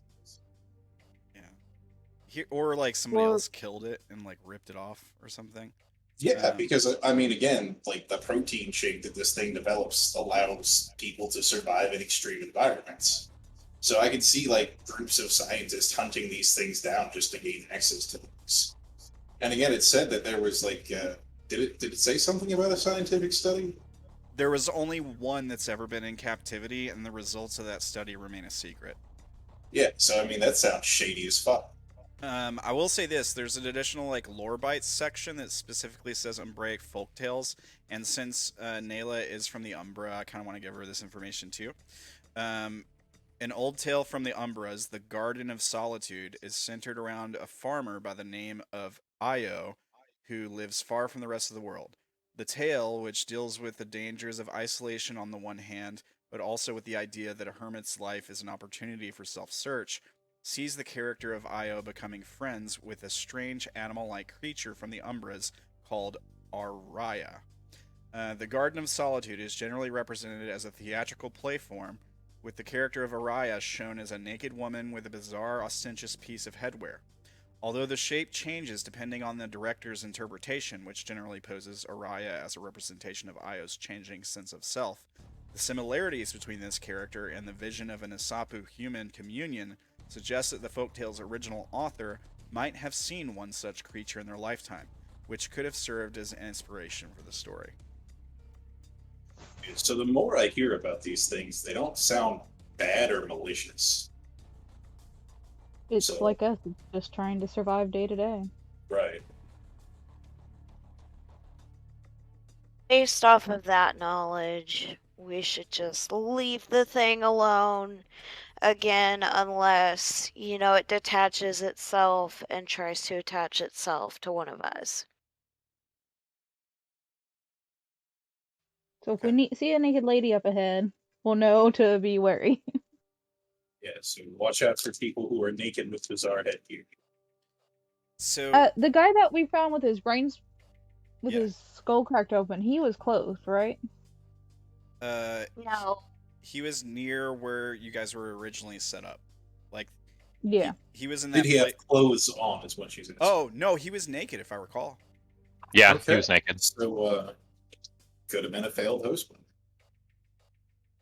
Or And after maybe the somebody investigation attacked of the them. yeah, like somebody attacked him and ripped it off. Because I mean, I can Like one of the imagine Pikachus. forcibly removing that thing from somebody could cause that kind of damage and make that look like it was blown out from the inside because it's all up in there. Now So you're like getting- ripping it out. So somebody found an Asapu with a human host and yanked the Asapu off of it, probably for nefarious Research. scientific research. Okay, so Well, instead you're here's thinking the- there is an Asapu farm here, and it's maybe on the other side? I'm thinking there could be like a, I don't know, a community of the Asapu living somewhere in this area, and they're probably being hunted. Which is why people are finding all these corpses, and why nobody who's seen what went down has lived about it. Because, like, they don't want this getting out. They're probably killing the witnesses. But, like, also, how No long can they witnesses. survive without a host? We don't know, because there was the one study that was published and all of the details were kept secret. Well, but then if Naela told us her memory, then we know they're okay without hosts. But I mean, it was certainly looking for one. Yeah, I mean, if it was okay without a host initially before finding one, and then if it's okay without a host after being forcibly removed from one, are two different things.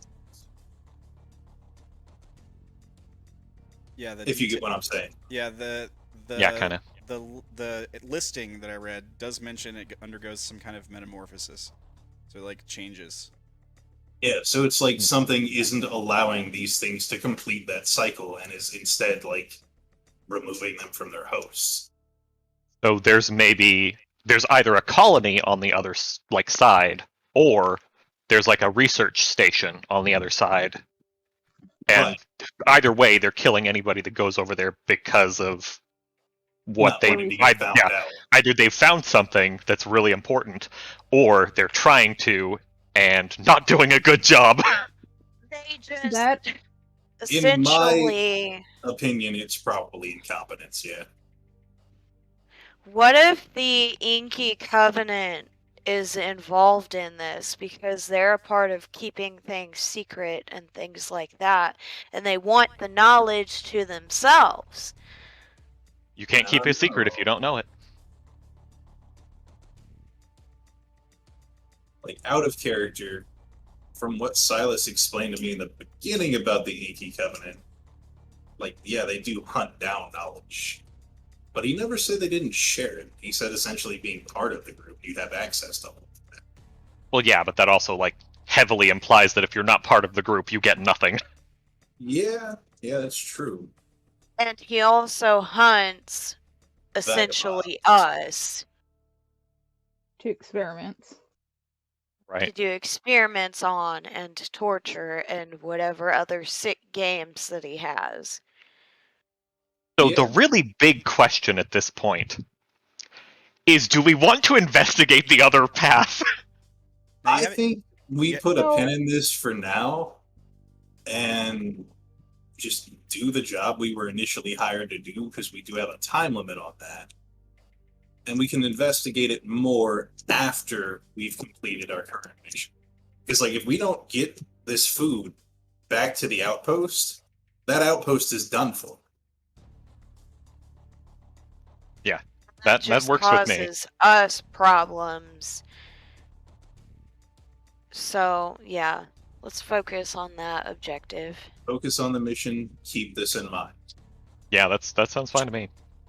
Maybe on the way back when we go to do more trading with the squatters, we can ask what they know about the Asapu. Because, like, they were talking about the shadow. If we mention the Asapu and they have a weird reaction to it, then we might know that they're in on it. But the fact that they told us to go down the left path instead of the right suggests that they're probably just ignorant yokels who still believe in the urban legend about what's going on. Yeah, what we really should look into is who's propagating the rumors about the shadow. Because I bet you that leads back to the people who are doing the scientific experiments on the Asapu and just trying to use it as a cover-up story. Probably. But we also got to keep in mind that if they have a weird reaction to us asking about the Asapu, it may also be because why do we care about these creatures? Well, I mean, based on that lore bite that, we were given, it sounds like most people who are from the Umbra have, like, a understanding with these things. Like, they have a whole, like, play about it. Like, and it was apparently a good thing. Yeah. Yeah, like the people of the Umbras in general, like they revere the creatures that live here. Yeah, they almost try to typically live more in like harmony with nature than those outside of the Umbras. Yeah, I'm guessing the locals would look upon creatures like that fondly. And if they have a negative reaction, then maybe we know that they're in lots with the bad guys. And in that case, we resort to extreme violence and steal their shit. Oh my god. I wake up and I crave violence. I wake up and I choose violence. That is a big difference. Alright. So, we're going to continue on the corridor. Now, are you guys going to stay together? Are you going to still have these guys scouting ahead? Are you going to slow down to give this creature enough time to stay out of your way? Like, what's the plan? If we're not going to attack this thing, we probably should try and let this thing get out of our way. Don't want to get any reason for it to mistake our intentions. Yeah, feel cornered and try to attack. Freak it out. Okay. Alright. Well, in that case, you guys continue on through the corridor. Now, we're a little bit past our halfway mark, so why don't we take like 5 or 10 here? I gotta run to the restroom. And when we get back, we'll continue on. Couple things. I think we've got a few more people in here than when we started, so I just want to mention it again. Tonight is the third and final giveaway for a copy of the Nibiru TTRPG. If you haven't entered yet, all you got to do is type the word trash pile in the chat, like this. I will show you. You type that in the chat one time, it'll enter you in the giveaway. We'll do the giveaway at the end of the session, and you can win a copy of the TTRPG that we're playing. If you don't win, that's okay. You can go buy a copy at araukanamedia.com. Check out their website. It's ARAUKANA media.com. Follow them on Twitter at Araukana1. Those folks are really cool for sponsoring this giveaway, so big thanks to them. Show them some love. Other than that, we can come back and recommune in like 5 or 10 minutes and see if you guys can survive. Does that sound good to everybody? Yeah. All right. Well, good stuff today, guys. We'll see you guys in a couple minutes. Get something to drink, go to the restroom, all that stuff, and we'll be back here in just a minute.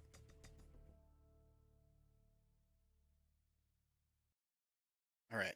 I am back. Significance. That's why like all my memories involve, like for my first page, everything's about using the guitar. The guitar is there in the memory. Hey guys. Yeah, I like how we need to get the gun soon. Yeah, we found out that the gun is like some other tribe that's not on our current list. Like somebody saw, like the merchant that we got the sculpture from, saw that somebody had a gun made of the same metal as my guitar, which is the other thing that's unique about all of my artifacts. Not to mention, he said it was a weird-looking death spitter, too. Yeah. So, like, that guy's got my freaking 3-round burst handgun. But he may not know how to use it, right? Like, which is the best part, because he might not know it's... Yeah, he could, like, if he doesn't know how to like, where would he get bullets? We've talked about that a little bit, I think. Maybe that was... Yeah. I already know what revelation Dank should take. It should be the killer. That one does sound pretty gnarly, though. It really does. Oh god, we're all gonna die of insanity. I think Dank's looking at it. That's why you guys really need to get the thing for response to violence. I did. I have a +3 in that shit. We need to destroy your first memory page. That's what we need to do. Yeah, but all my cool shit's on that page. You could get it back! Yeah, but it's so many memory points, man. Like, I've got 4 tier 3 memories on there. I'm gonna try to fill up the whole second page of fucking 3-tier memories. Everything comes at a cost. Remember, every symptom you have is one step closer to death. I do. Oh, depression. Because you do not want to reach gone status. Yeah. Because then I get to kill you or just do bad things to you. You don't get to play the character anymore. Like how I went. Well, that was a little different. Yeah. That was like this is what could happen for sure. Yeah, but that's how that worked for you in the like the fake place, the place where you don't really die. And now I'm effing depressed. Yeah. Well, Las Vegas will do that to you, you know. Joke's on you. I died from a finger injury. Joke's on you. I killed myself. Yep, no problem. Guys, I outlasted all of you. Knock on wood. Yeah. I didn't technically. Okay, see, but the thing is, on your first death, it's permanent. Wait, is Revelation of the Killer in the Xanadu book?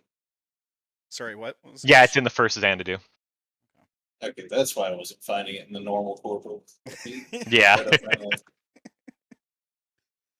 Yeah, the Xanadu expansion's got so much cool stuff in it, guys. I'll mention that now while we're on stream. I think I got an email saying it was done. It was out. It was released. Holy cow. Our word kill is essentially Revelation of the Killer. Yeah, it is. Costs a lot of memory points, though. Well, it just depends on how many memory points I want to put into the roll. Well, yeah, but as we've seen, anything below like 4 or 5 is not very likely to succeed. Yeah, so, drop 5 memory points and just perma-kill somebody. So, if the roll is successful, the target suffers a fatal heart attack as they relive, in the blink of an eye, entire cycles of their past life within their mind's eye. The more memory points spent, the more memories are crammed in this deadly instant. So if I kill somebody with this, and you use your dream touch on them, you could technically steal all their memories. No, that's not how it works. That'd be cool, though. That would have been they'd relive all of the memories all at once. See, I do that, but in a nice way. Yeah, you don't have to relive them all at once, which is nice. Doesn't kill you so much. Or them. Yeah, I don't know. It's pretty awesome. I just can't wait till I get my first severance. I'm excited.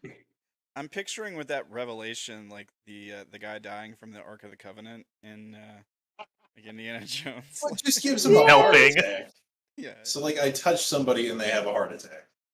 It's pretty. So it's more. I feel like that sort of memory stuff would cause like an aneurysm instead of a heart attack. But I agree wholeheartedly.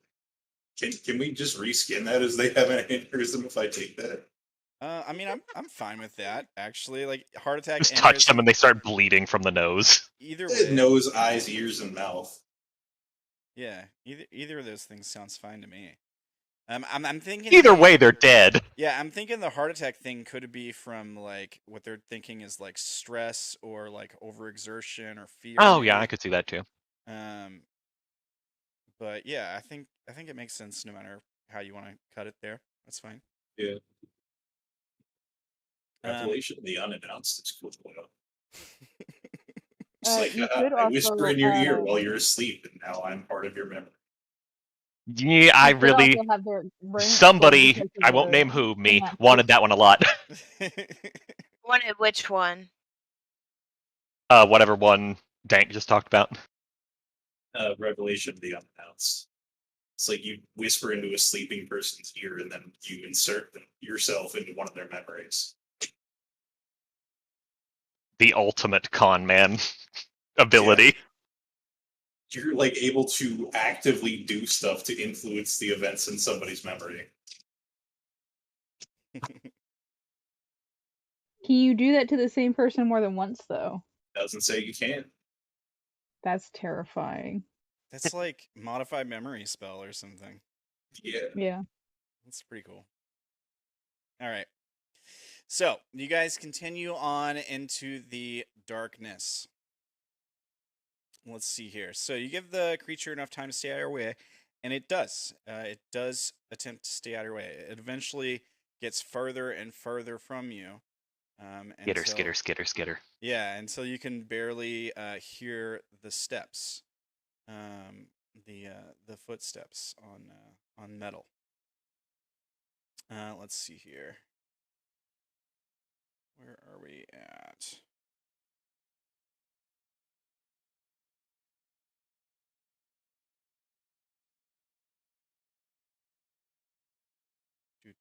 Here we go. All right. Eventually, now this is what I was wanting to mention this earlier, but I didn't want to like interrupt you guys. You haven't gotten to the split in the path yet. Okay. So that's the thing. Remember when you guys got to this corridor, I said there's only one corridor. There is no left or right. Oh, yet. okay. It must be further ahead. So eventually this corridor does end after about another kilometer or so, probably another 20-30 minutes of travel. You're able to go relatively quick with the leapers, and also there's like very little obstacles in this corridor. It's all smooth. There's like no debris. So you guys continue on. Let's see here. Okay. At some point, it does open up into like another small circular room. Like it's smaller than the last one you were in. It's probably about the size of a football field, but circular. It's like a stadium, maybe. You can clearly see on the other side of the room. There's very little debris in here too. It's basically just like an empty half dome. The ceiling is intact. You still hear that same sound of dripping water. And the light in here dims slightly, but you can still see across the other side where there's more light coming. Two openings. There's a corridor that goes to the left, and a corridor that goes to the right. They look identical, just darkness beyond. There's no one else in the room. It seems empty. There's no wreckage. There's no debris. There probably is like dirt on the ground and stuff like that, or like even like smudges of where people have walked. If, for the most part, like connecting the corridor you just left to either like one or to both corridors on the other side. So you can see like people have come. It seems like there's been traffic, right? Like people have come through over time and gone either one way or the other. And there's probably some traffic in the middle where people have like paused to take a break or to like camp or what have you, that kind of thing.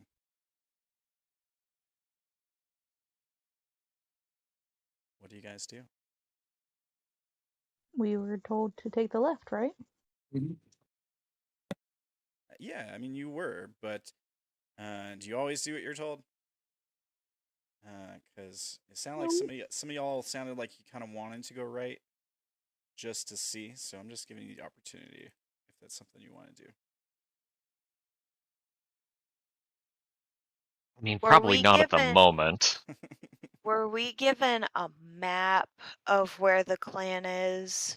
No. I believe you were given a pair of lanterns, a written order that was written on like a metal sheet, and that showed also like a description of you all. Like these people are authorized to like ask for payment and charge of collecting debt. And then it was like authorized by like Shalim or whoever, and then the Leapers, right? I think that's all you guys got. I think so. But you did get directions. Like Shalim did tell you to take the left. The squatters also said not to go right because it seems like everyone who goes that way doesn't come back. Well, since they know the way, Shalim and Udaya, then Naela's gonna go left. All right, so you guys all decide to go left? Yeah. Joke's on you, I'm going right. All right. Zack, all right. Bye. Deuces. Do you want to give us your nose? We can keep that for you. All right. So JK, I'm going left. You guys all go left. All right. So you follow the corridor. Is there anything like in like visual sight on the right? Like, do we see anything abnormal just at the fork in the paths? At the opening, no. There's no bodies laying there or anything. No. Both ways are not lit. It's not lit, fam. So sorry, it's a stupid joke.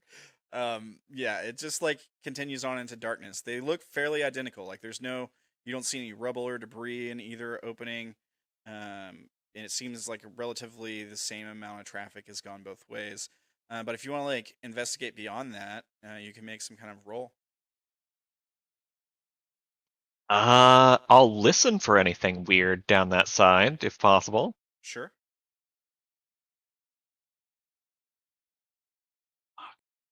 What skill applies to that? Trained ear. Awesome. Savvy success. So you're listening, like you go maybe to the edge or close to the middle of them and sort of just stand there and listen. And the way the room that you're in is shaped, it actually is very like acoustically functional. So it seems like with the dripping of water being so far away and you still being able to hear it, like you should be able to hear pretty much anything. The corridors are relatively open and wide. With little obstruction, so and they're metal, so they should carry a lot of noise. Yeah, you stand there and listen, and from the left corridor, you really don't hear anything. You do see it. It seems like it goes straight, but slowly veers off to the left from the look of it. And looking at the right corridor and listening, you do hear something. This one, obviously, as far as you can see, it seems like it's going to slowly veer off to the right. But you do hear like the sound of like running machinery.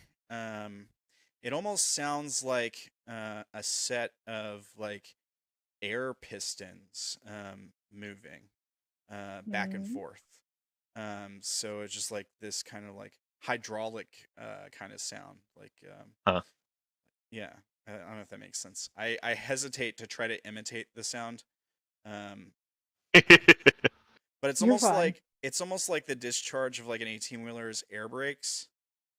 Oh, I know what you're talking about. Yeah, makes sense, but it's in like a rhythm, and it happens repeatedly, and there's multiple instances of it, like, and it's somewhere deep down that hallway. Like it seems like it's pretty farther than the sound of water, but it's really loud. Okay. We will have to come back to investigate that. Yeah, I think that's the plan. Okay. All right. So you guys continue down the left hallway. And eventually... We're being good children for now. Okay, no problem. That's good. It's fine. I don't have to kill you all today. I can wait. I'm just kidding. Hey guys, I gotta take a phone call real quick. I'll try to be back as soon as I can. Okay. Okay. Hope everything's okay. Thanks. All right. Oh, that messed up the cameras. I will try to fix that in a moment, if I have time. If she jumps back in, it'll fix itself. Yeah. All right. Okay. So, after another probably couple kilometers of just marching on through the darkness, you guys are having to use those lanterns here, because there seems to be either no light or no power in this area. So you're basically just like marching through a dark corridor, and to see where you're stepping, you have to. We do have the lanterns. Yeah. You have to use those lanterns. Yeah. It does eventually open up after a couple more kilometers. So probably, I think you guys had like another 40 minutes-ish, 40, 50 minutes-ish left of the trip. It opens up into a large vault is what it is. It's basically a very large room, big enough that you can't see the other side. And as soon as you step out, it's basically field area. Like you can see glowing of crops, and a like a small detachment.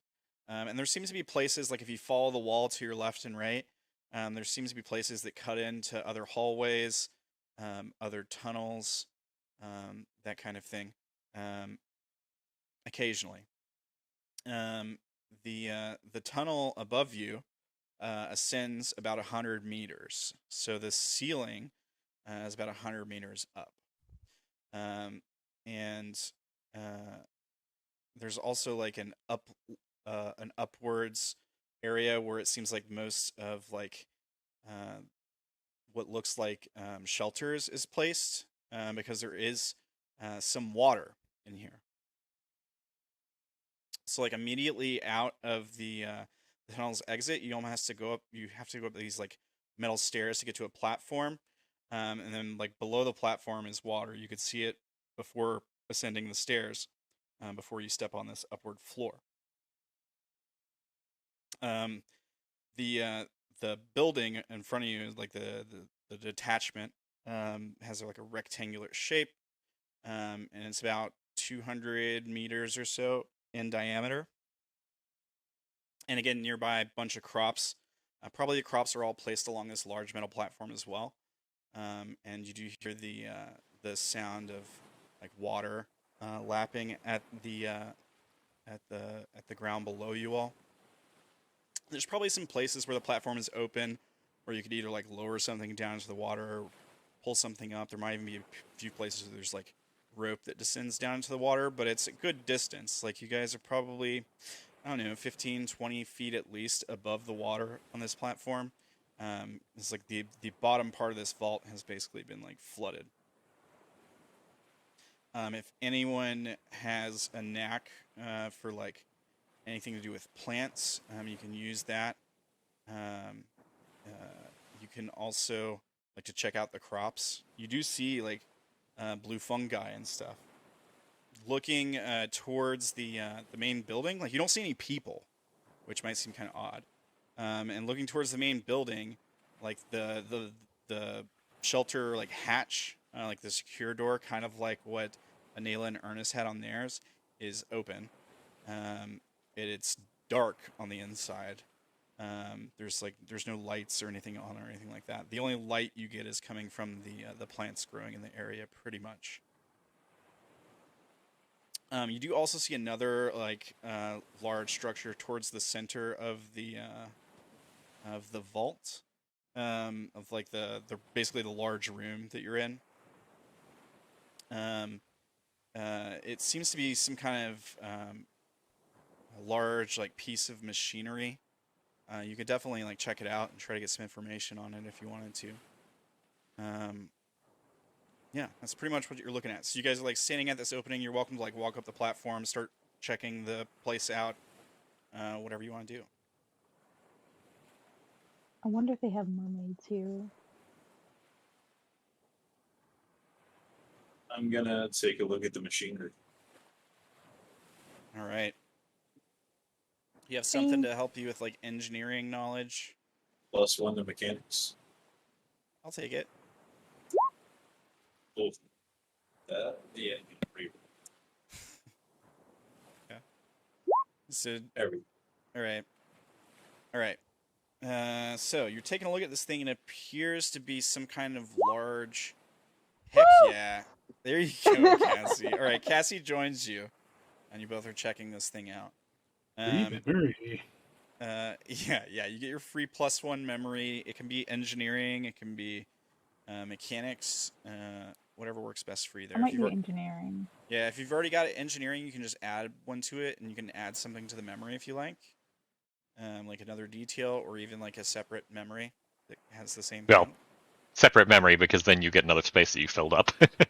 Yes. Yeah, that's true. Yeah. And that means I'll have a full sheet. You're kind of supposed to combine skills into one memory. I believe it does say that. Are you? I think you are, yeah. I can check later, like after session, but yeah, I think if they're the same skill, you're supposed to combine them into the same memory. I think, but don't worry about it for now. Okay. Do it whatever is easiest for you for now. Okay. So, Dank, with your success, you can tell that it appears to be like some kind of generator. Like the parts, you haven't like seen the parts before, but they seem to be similar functionally to some kind of power generator. A lot of its covers that would be on it have been removed, but you can make out what looks like capacitor compartments, perhaps, that sort of thing. Cassie, you get a lot more information, so I'll just read all the information out, and you guys can decide how much you know. Let's see here. The generator is one for massive disposable power cells. It's one of the first ones used for ascendance, meaning it's been repurposed. This was a generator that was made to work a very large machine. I don't think you guys understand exactly what ascendants are, but Naela might be able to explain that. It's old. It's at least 100 cycles old. Cycle is several months, so many years old, many years.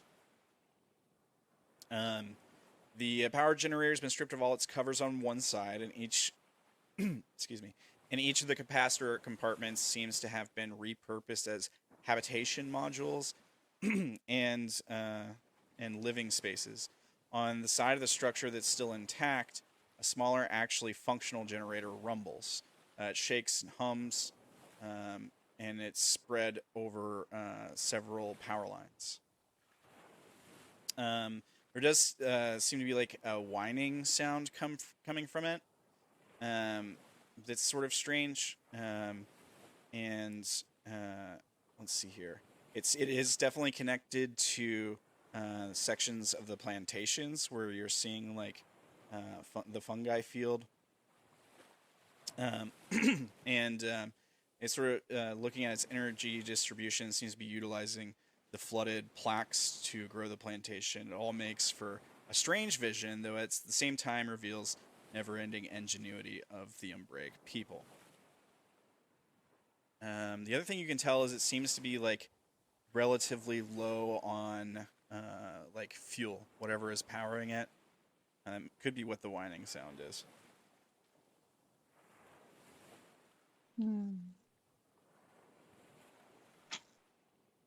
Okay.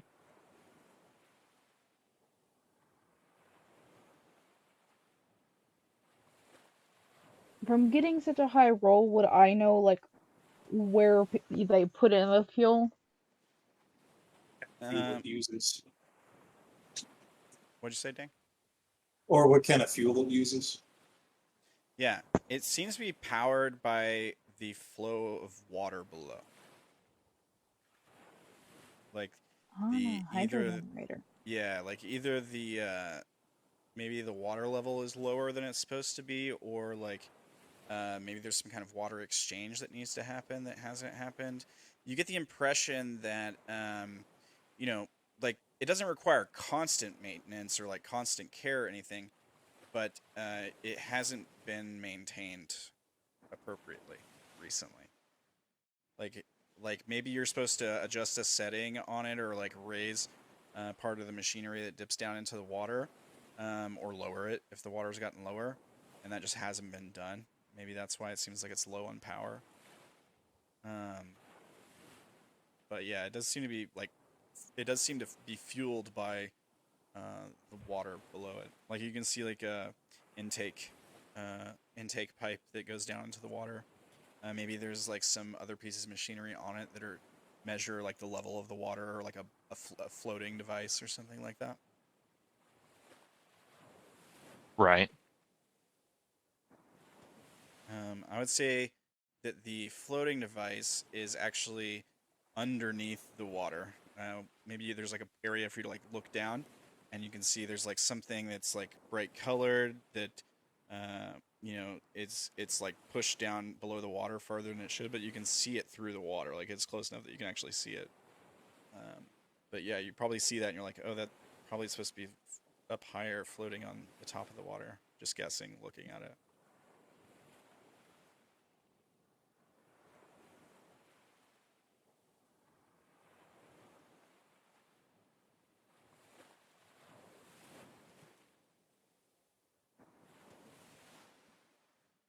So what are the rest of you guys doing while they're checking out the generator? Again, nobody has come out to greet you all. Everything's quiet. The door on the main building is just open, and all the lights are off inside. There's Yeah, I'll go take a look at that. Yeah, I'll join you. Okay. So you guys... That's my orb ready. You guys go up to the house. Have my pipe ready. Alright. So you go up to the door. Do you guys just, like, take a look in first? What do you do? There's no response. I'll, like, knock on, like, the... Like, side... Not side of the door, but, like, you know, the door jamb, something like that. Yeah. Okay. Reach out. Knock on the door jamb. You trying to do it loudly? How loud? Loud enough to be heard. Yeah, like you're... Yeah, okay, I gotcha. There's no response. I look over at Zack. Should we, try and say something? Call out? I'll give a knock a little bit more. A knock again, but make it a little bit louder. Okay. Yeah. Knock really loudly this time. Oh, shit. Again, no response. I think we could just walk in. Here, I think we're going to use this screen here again, since this is kind of similar to what this place would look like. So let me... These tokens. You said you're just going to walk in? Sure. Yeah. Cool. I'll watch your back. Yeah. R.I.P. Zack. You step through the door, and there's like a foyer area. So like right across from the door, in front of the door, there's like a wall, and then you can sort of like go around it on either side. So it's like almost like a little entryway. And yeah, you step through, and you peer around the wall, and you can see there's like several rooms. But that's not the first thing that catches your attention, actually. You do see like some like typical like plates on a table, or like eating utensils, that kind of thing. Most of it's made of metal. And in the sort of like dim lighting that's coming through and like bouncing off the wall. The thing that gets you is the dry, well, not really dry, it's still a little wet, liquid on the ground, where you see like this stain of red below you, and it sort of leads off into like the darkness of the building, like a smear, it's a lot too. Like a color theory hospital? Yeah.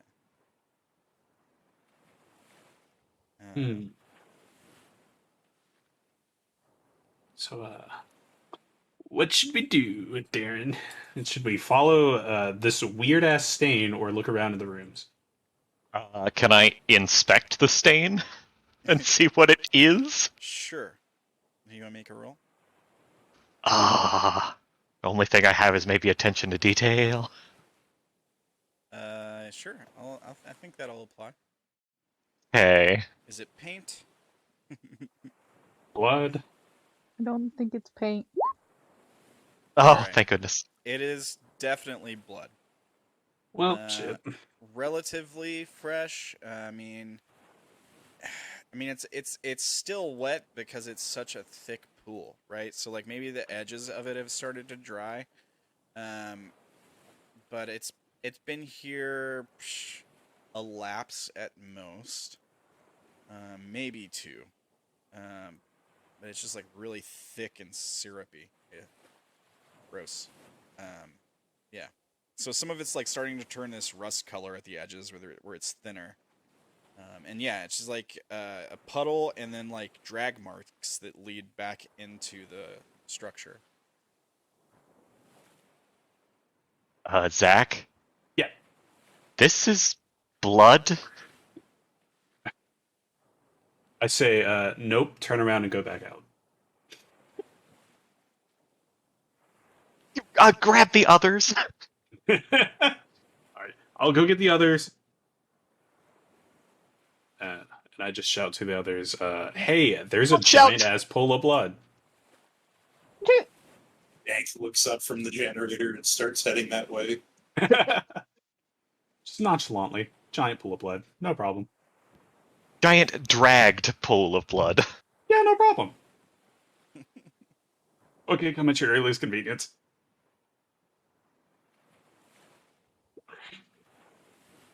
You can see Cassidy just sigh, but she's not gonna be by herself and follow. Okay. Let's got this. So what's going on? We're all grouping up and going inside. Yeah. Yeah. Who's taking point? I am taking point. Oh my god. All right. I'll just close my eyes if he hits something. I think Legitimately. I think Naela will stop at the door and she'll be like, just yell if you need anything. I'm gonna make sure no one comes in behind us. Probably a good idea. So yeah, you guys continue into the We structure. follow the dragging. Yeah. Yeah. So you make your way through like the main room, which is sort of like a common area. There's some like seats. I mean, they're essentially metal benches, and there's like some counter places where you might like put together a meal. There's like a little burner device to like heat food, almost like a stovetop, like a portable stovetop. We have one of those back at. Probably not. We're not okay. They may all be dead, but we can't steal their stuff right now. Okay. If they're dead, we're stealing. Yes, I agree. All right, I'm down with that idea. Yeah. Okay. They're dead. They're not going to need it. Yeah. Right. No, definitely. And eventually. And this is why we left Naela outside. Yeah. And eventually you get to the other side of this large like common room, and there's like a hallway that leads down into various bedrooms. It seems like, or like sleeping areas. The doors are all open.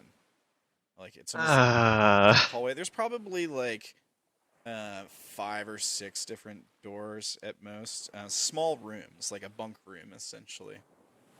That sounds like a bad thing. One of those could be its nest. TPK. TPK. No, Naela's outside. She'll be fine. We try to draw the thing out because, like, we don't know this area. Outside is a wide open space. We could do that. Or this area right here is a little bit, narrow. We could try and, like, as it comes out from the door, like, clobber it. If we're in a narrow, how high is the ceiling here? Well, you're in a structure, so the ceiling's probably at most like 10 feet high at most. Maybe wide is the corridor? Oh, it's basically a hallway, so it's probably pretty narrow actually. Okay, yeah, so if we stand outside the hallway and in the my swing range in the hallway is limited to vertical. I can't get like a horizontal lined up. Oh yeah, I meant we do in the like eating area. Okay. And as they're coming out from the hallway, where they'll have to go, if it's multiple of them, they'll have to go one by one probably. Oh, I think I that's true. So we've got like a choke. Yeah, that's like a choke point. Yeah. Okay. Okay. So what's the plan? We're gonna choke them right here, but are we making noise to get them out here? What are we doing? I mean, we've got a wonderful little noisemaker right here. Jam on the guitar. Yeah, hit that riff. All right. Do you want to make a roll to see how good the riff is? Sure, why not? +5.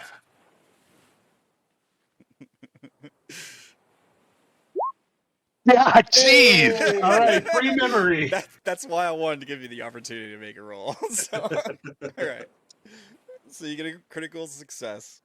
You can add a +1 to memory, or put in new memory, whatever you need to do. New page, new memory.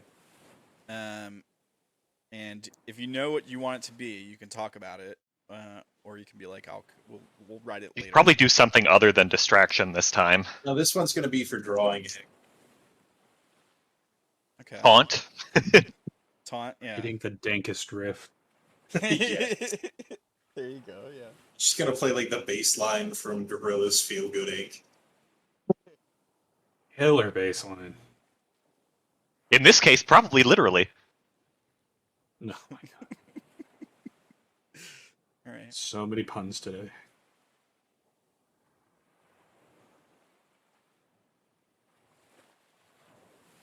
Let me know when you're ready. When you got your memory ready to go. Let's see.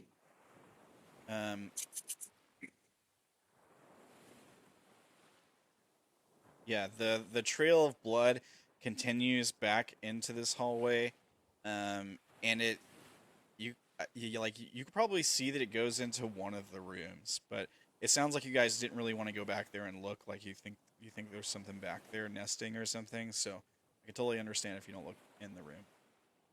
So you guys, yeah, not yet at least. Yeah. So you guys like sit outside in that larger common area, and we are serenaded by the beautiful base. I hope Silver is okay. Oh, it looks like she might have messaged me. Okay. Yeah. Before Dank starts playing, can I see if there's any like claw marks or scratches anywhere, like either down the hall or by like where the blood starts? Absolutely. Do you want to make a roll? Sure. I'd like to try and assist with attention to detail. Sure. Oh, I was about to make a new memory ascension. Oh, okay. Yeah, you can do that too. Yeah, I've attention got to the detail. memory. What'd you say, Dank? Got the memory. Okay. All right. What's the memory? And then we'll get to the other one. Yeah. Right, memory's going to be, I remember calling attention to myself in combat using heavy armaments to generate a bigger threat on the battlefield, ensuring more of the enemy fire would fall on my position, allowing the troops to flank the enemy. Okay. Awesome.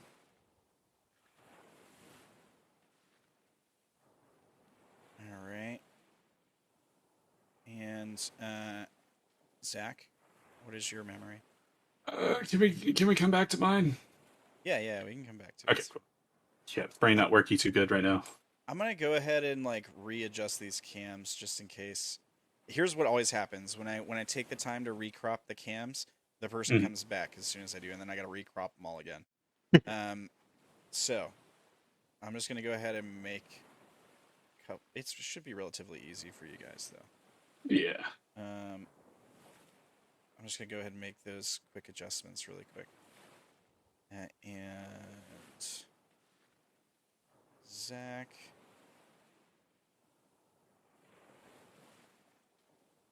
Okay. It cut your head off for some reason, Zack. I don't know why. I mean, I could adjust my viewer. No. I'm fixing it right now. Oh, okay. Yeah. When someone drops it, like it keeps the it's basically it's a window capture where all you guys are in it, and I crop the window capture for the cameras. Oh. And so it just like it changes where you guys are placed. So I just got to recrop everything. I mean, I could make my face uncomfortably close to the camera. I mean, you can, yeah, you can do that if you want. I've got it fixed. All right, got a nice close up of you. All right, Naela's will stay broken until she gets back. I guess I could turn hers off actually. Boom, fixed. All right. So, you serenade us with the bass. Zack gets a new memory and succeeds for attention to detail. So you're looking for scratches, like that kind of stuff, right? You're basically like investigating. Yeah. You do see like smears in the blood of like fingers, so like and like arms. So it seems like somebody was dragged back to the room bleeding. So you can see like their hands where they were trying not to be dragged back, but it's weak. They seem like they didn't have much strength to like fight back. You don't see any like animal claw marks or like like feces or anything like that, or even like nesting material or anything. You do see some like burn marks on the wall. There's also like a few pieces like on one of the walls. There's a couple burn marks on the and this is like around that door frame that you guys are using as like a choke point. And on the other side of the door frame, there's like small pieces of metal that are like wedged into the wall, almost like a small Somebody was using a death spitter. Yeah, basically, yeah. I was trying to find another way to say that, but I don't know how much you guys know about death spitter, so I was trying to hesitate to say that. Yeah. In those drag marks. Playing your base, you rolled a critical success. If there was anyone in here to like lure out, it would work. But there's no response, just silence. All right, well, cool. Free stovetop burner. Okay, but we have to go and look now. Yeah. Do we though? There could be somebody alive there. And No our one mushrooms could be in there. responded. Our mushrooms could be in there. Okay, That one, yeah. that's fair. All right. Well, nothing responded, so I'm going to continue to take point. Which room do you guys think we should go through? Just continue to... Yeah, I say just clear them down the hall. Just go to the closest one, clear it, and keep going. Man, I wish I had flashbangs.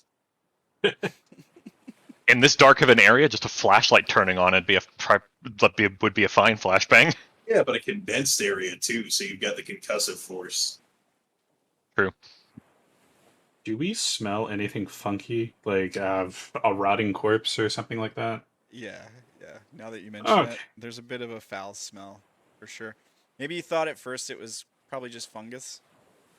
But it's only been, it's not like getting real funk yet, but there's It's definitely... only been a couple of days. Yeah.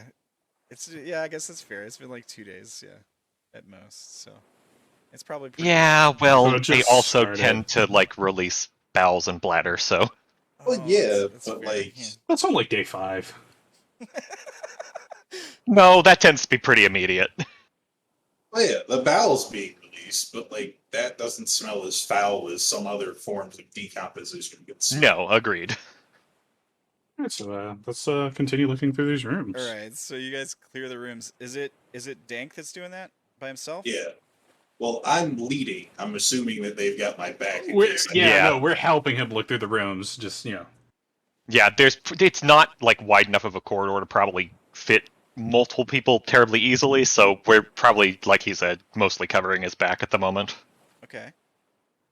You guys would flank the doorways, and I'd go in, and if shit went south, I'd run back out, and then we'd just gank whatever came out after me. Yeah, pretty much. All right.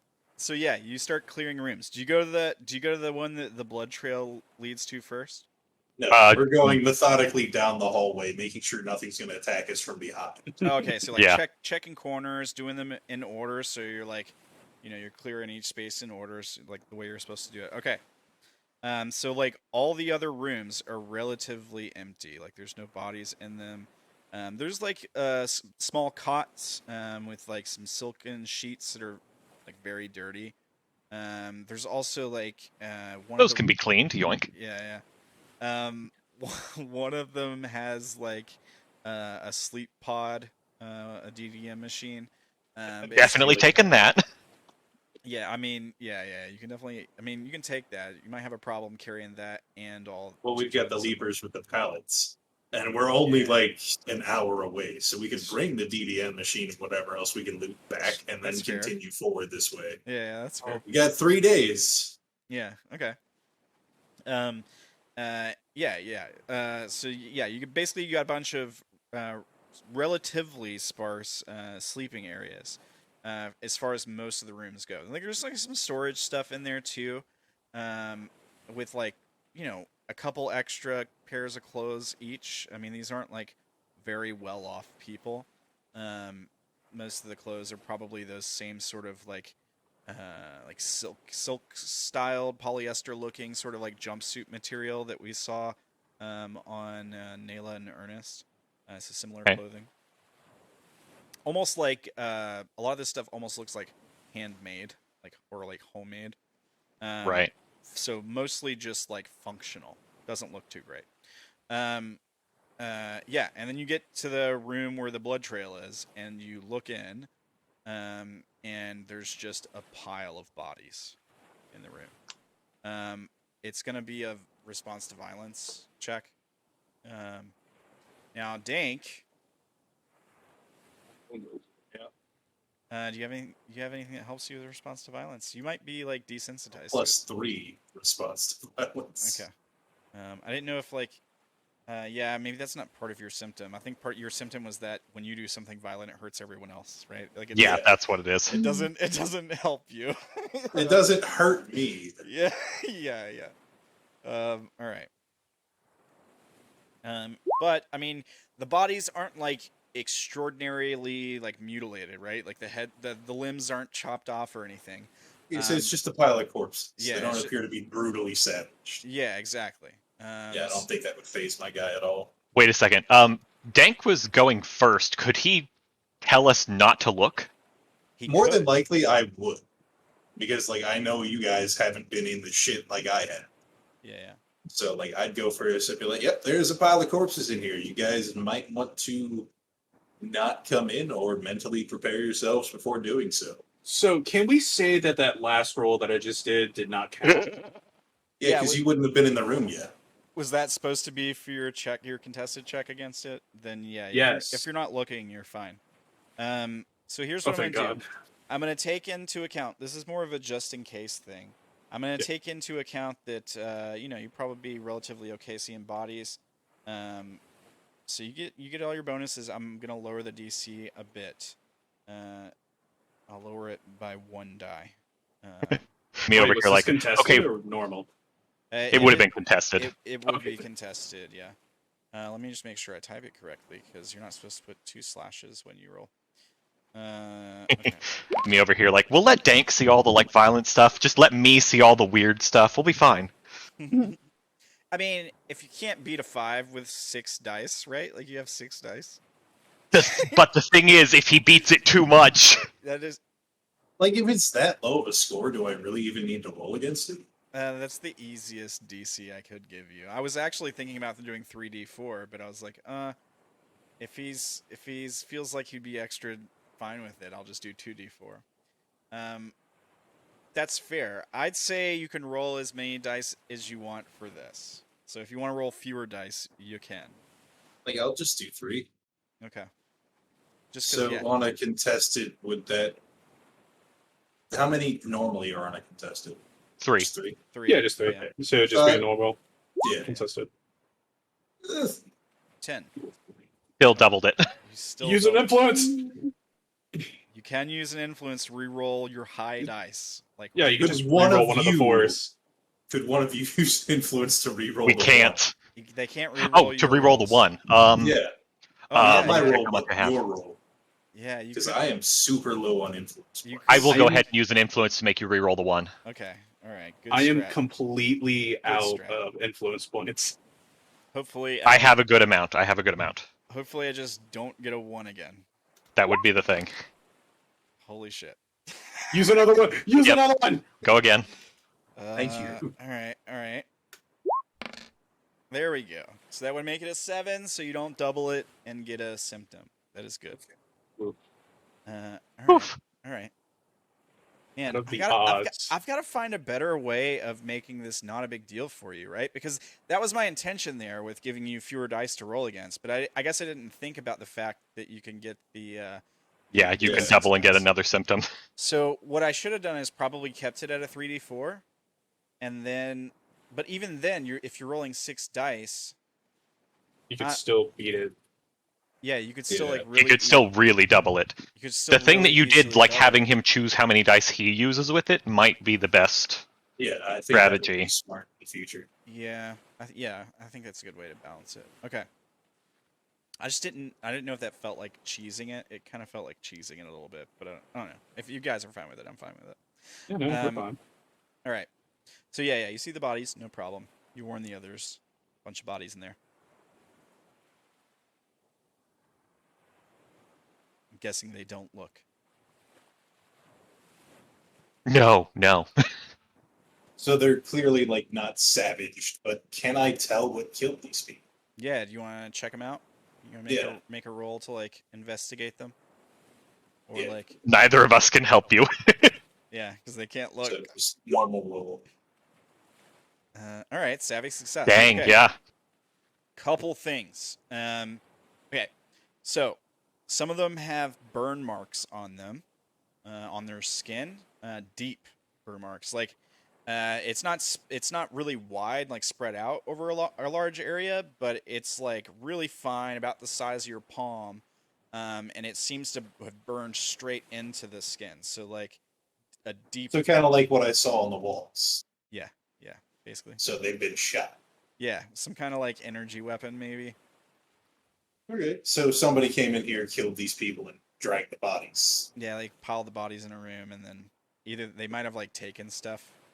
All right, that's gonna put me on what if guard, they and I'm took gonna let the group know, like, hey, these people were murdered by other people. Yeah, and some of them have like wedge-shaped pieces of metal stuck in them too, like particularly around the head and neck area. Crap, we need to find the mushroom storage. What if they stole all the mushrooms? Yeah, that would suck. Motherfuck. Oh, sorry. And with your savvy success, like, do you like pick through the bodies, or are you like moving them around to like check them? Yeah, I'm moving them around, examining them, seeing if they have anything of value on them. Yeah. Find the gun. Yeah, exactly. Yeah. So at the like, you get to the bottom of the pile, and you realize that this is the guy that was like drug in here, the guy in the bottom. So like, they might have like killed everyone else in their room, and then like dragged that one guy who's still alive in here, executed him, and then like piled the others on top of him. Right. And he's like face down, and his hands aren't outstretched. Like he had stopped trying to pull himself free at some point. His hands are on the like sort of like metal ground, kind of like how the DDM machines are sunk down into the floor in most places where they are. There's some kind of like loose piece of flooring that he's like reaching for, or he was like trying to pry up but couldn't get it up. It's like caked with blood.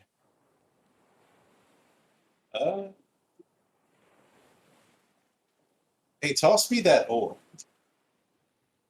I'm gonna try to do that without looking Actually, into the room. Could you? I'll do it for you, and Yeah. I'll look.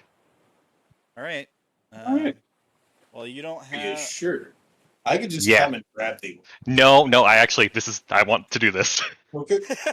I feel like after a couple minutes, I would get kind of used to the idea of seeing a bunch of dead bodies just on top of I'd each let other. you know that they were like. Yeah, killed so I'm by just other gonna walk into the room. All right. So you guys are more mentally prepared for seeing. Yes. But you see, I choose to fail. Oh, okay. Creating a Oh. negative memory. Right. Wait, Okay. wouldn't that be a negative in response to violence, though? Yes, but I'm already like, so I already have a +1 and a -1 to it. So I am like slowly going and just back and forth on this. I'm gonna keep at 0, but I want those memory points right now. That's fair. Again, I think you're supposed to combine all the memories for violence in one memory, but we'll address that later. That's fine. You can do that for now. Okay, so you're gonna take the loss. Now, when you fail, you go down a mind step. I'm Yes. guessing you're choosing to fail by 1. So you just go from Yes. To shaken. Is that what it is? Getting stressed. Stressed. Oh, Stressed yeah. and shaken. Yeah, you're right. I Yeah. was getting mixed up. Okay. Okay. So you're gonna do that.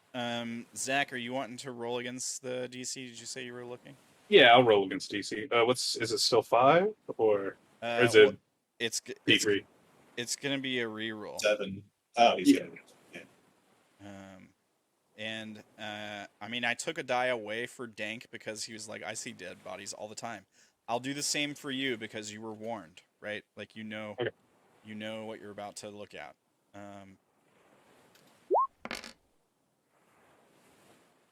It's a 3. It's a 1 and a 2.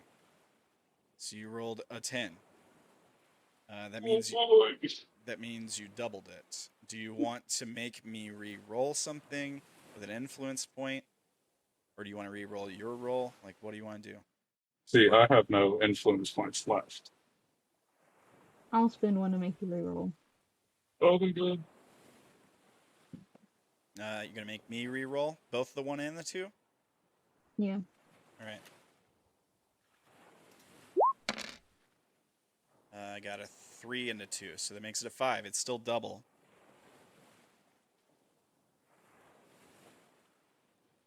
I'll spend another one for the 2. All right, reroll the 2. There's a 3. That makes it 6, and Zack is fine. He is safe for now. The feeling when your group is too desensitized to violence. Yeah. Sorry about that, guys. Oh no, I think I had the response to violence before you took that negative memory. That's fair. Okay. I don't see anything in the book that says we have to combine memories, but anyways. Okay. So yeah, I'm actually going to... Firearms, I've got 2 memories for that on my first page. One's a +1, one's a +2. Okay. I'll take a look later. Like I was saying, I think that there's something about it, but I'm not sure, so I'll just have to look to verify. Yeah, we'll check. All right. So yeah, you guys are all fine. And you're gonna try to pry this floorboard open. Is that what the plan is? That's the plan. All right. It's caked with blood, so I'm not going to touch it barehanded. That's why I asked for the ore. Yeah. Plus, that way I've got like leverage. Yeah. Okay. Yeah. So I walk in and give you the ore. Yeah.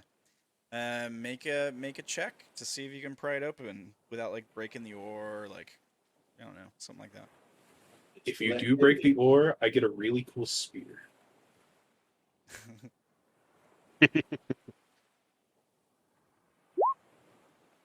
Awesome. Yeah. So you wedge it open, no problem. It was just like it was caught on something. It looks like it was like a little dented in from something landing on it, and so like it was hard to like pull open. It should normally be able to pull open easily, but like something about that dent made it off center where it connects, and so yeah, you had to like pry it off with the ore. Inside, you see a small metallic box about the size of your palm, similar to the one we saw Naela Get the drugs in. acquire. Yeah. And you do see a small what's the color? It's like platinum blue. Like a silvery kind of blue, yeah. Yeah. Little handgun sitting there. It's very clean. Yeah. I pick it up. Yeah, it feels right. Like something about it just like feels good in your hand. Like it was. It is literally made for me. Yeah. Yeah. And in that moment, we see Dank shed a tear. Yeah. So I'm assuming you like rack it to check for if it's got any rounds in it. Check the clip. Yeah. Check what's in the barrel. Make sure it's got all of its rounds. Yeah. Somehow you just instinctively know how it works, even though like your memory from before is still fuzzy. It's like muscle memory. You know exactly what you're supposed to do with this thing somehow. There's no ammo in it. There is a magazine. I guess it's a magazine gun, right? I think it is. It's definitely not a revolver. The magazine, you eject the magazine, and it also has no ammo in it. But it's very sturdy, very durable. There's no ammo nearby either. But we talked about the solution to this, I think. Yeah, we just got to find a bunch of small metal shards. Yeah.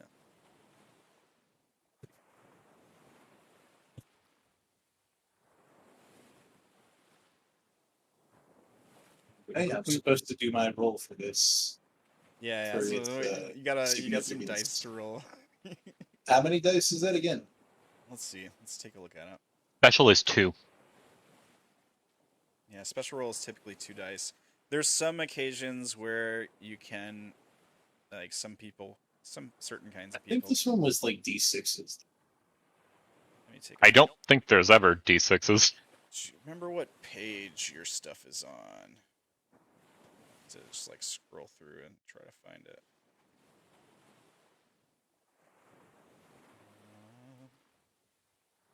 Just special roll 2 dice, so yeah, it is 2d4. Right? Yeah, that'd be right. That's what it says. I still haven't found it yet. I'm getting close. 4. Page 144. Oh, okay, thank you. So that's 4 memory points. Oh shit! Ooh. No, that's not 4 memory points. That's 4 memories you have to make with it. Well, no, but I also get 4 memory points based on the number it gets for significance. Yeah, it determines the object's significance. And a number of No. The recovery of a relic from Brighttown comes with the reward, a number of memory points equal to the significance roll. Okay. Yeah. I don't know where that is. It's right above on where the page. Yeah, it's right above where Right above where it says picture. Picture, yeah. Sweet. Oh, there you go. Awesome. I think you also get when you follow your beacon, you get a memory point at the end of the session or something like that. Yeah, so playing my guitar nets me another memory point at the end of the session, and 2 influence points. All right. Cool. So you're stacked today. Yeah. So now this is the way this works. I just want to make sure so I know going forward. You have you written all the memories for your guitar? I have. So you have to write memories with the gun now, and then once you write 4, it has to be the next item. Is that right? That's right. Okay. All right. Cool. Good stuff. So, gun, revelation, tear of joy, no bullets, cassette, box. All right, cool. So what do you guys do next? Yeah, you recover the gun from the bodies. We'll figure out what's in the box. Yeah. You open the box, and you see in the box a grayish-looking paste. Oh. More drugs. Yeah. 8. It's like 5 or 6 grams worth. Guessing, just looking at it. I don't know. Hey, Naela, we found more drugs. Yeah, you did see what happened earlier, so I think you probably put 2 and 2 together to figure out what this is. Right. Okay. Got the gun, got the drugs, a lot of corpses. They were obviously murdered. Didn't find any of the mushrooms. No, but like you guys rolled investigation kind of stuff a couple times. Just looking at the rooms, like in here, it's not as large as it seems like it should be from the outside. So it's possible that there's like a different something. like a hidden storage area or something, or another door on the outside of the building. Maybe if you guys like search along the outside of the building, you can find where they're keeping the stuff.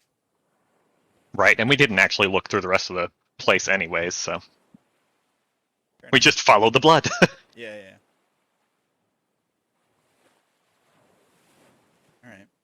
So you guys want to see if you can locate the fungus, the blue fungus? Yes. Somebody want Fungus among us. Does somebody want to make a roll? Yeah, sure. I'll go do it. Yeah, I think I have a negative right now, so. Okay.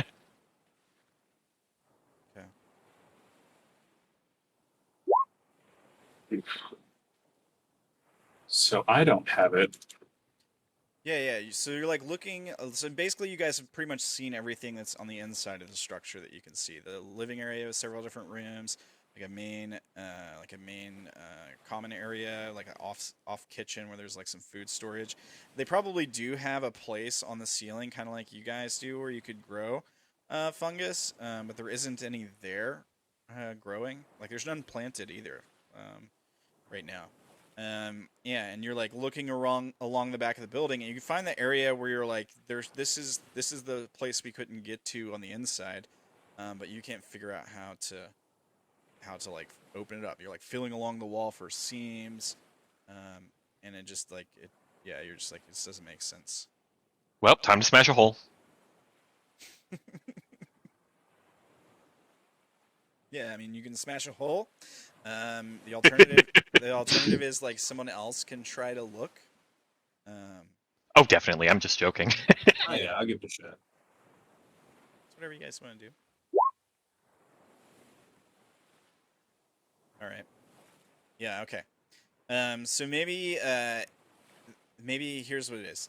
Like you notice like an area of the ground is like scuffed or scraped. Yeah, exactly. Yeah. And you figure out like you pull it like it's part of the platform that this whole area is on, and you pull a piece of the metal back, and there's like a small switch that's like hidden. You flip the switch, and like the door just like or like the wall on the side of the building just like pops loose, and you reach up and pull it open, and you can see there was like some kind of thing that was like just like a metal rod that was like keeping it closed on the other side. And inside you do see a bunch of blue fungus. Oh, thank goodness. Approximately a ton worth, because I think you had to collect 2 tons. This is half of it. There we go. Okay. So you find as much as you were supposed to find.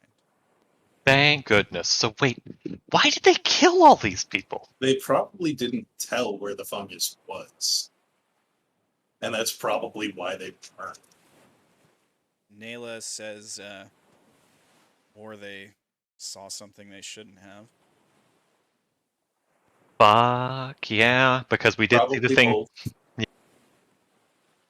They are really close to the like other path. Yeah. Maybe they decided that they were finally getting tired of having to work around them or something.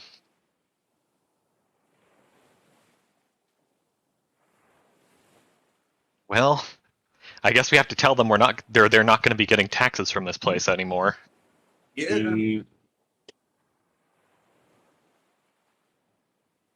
Kind of a bummer. Yeah, I don't know. I mean, that's a good question. We need to take back to like the bureaucracy that we got the collection, but don't expect anything else from these people. They're all dead. Yeah, but do we need something to prove that to them?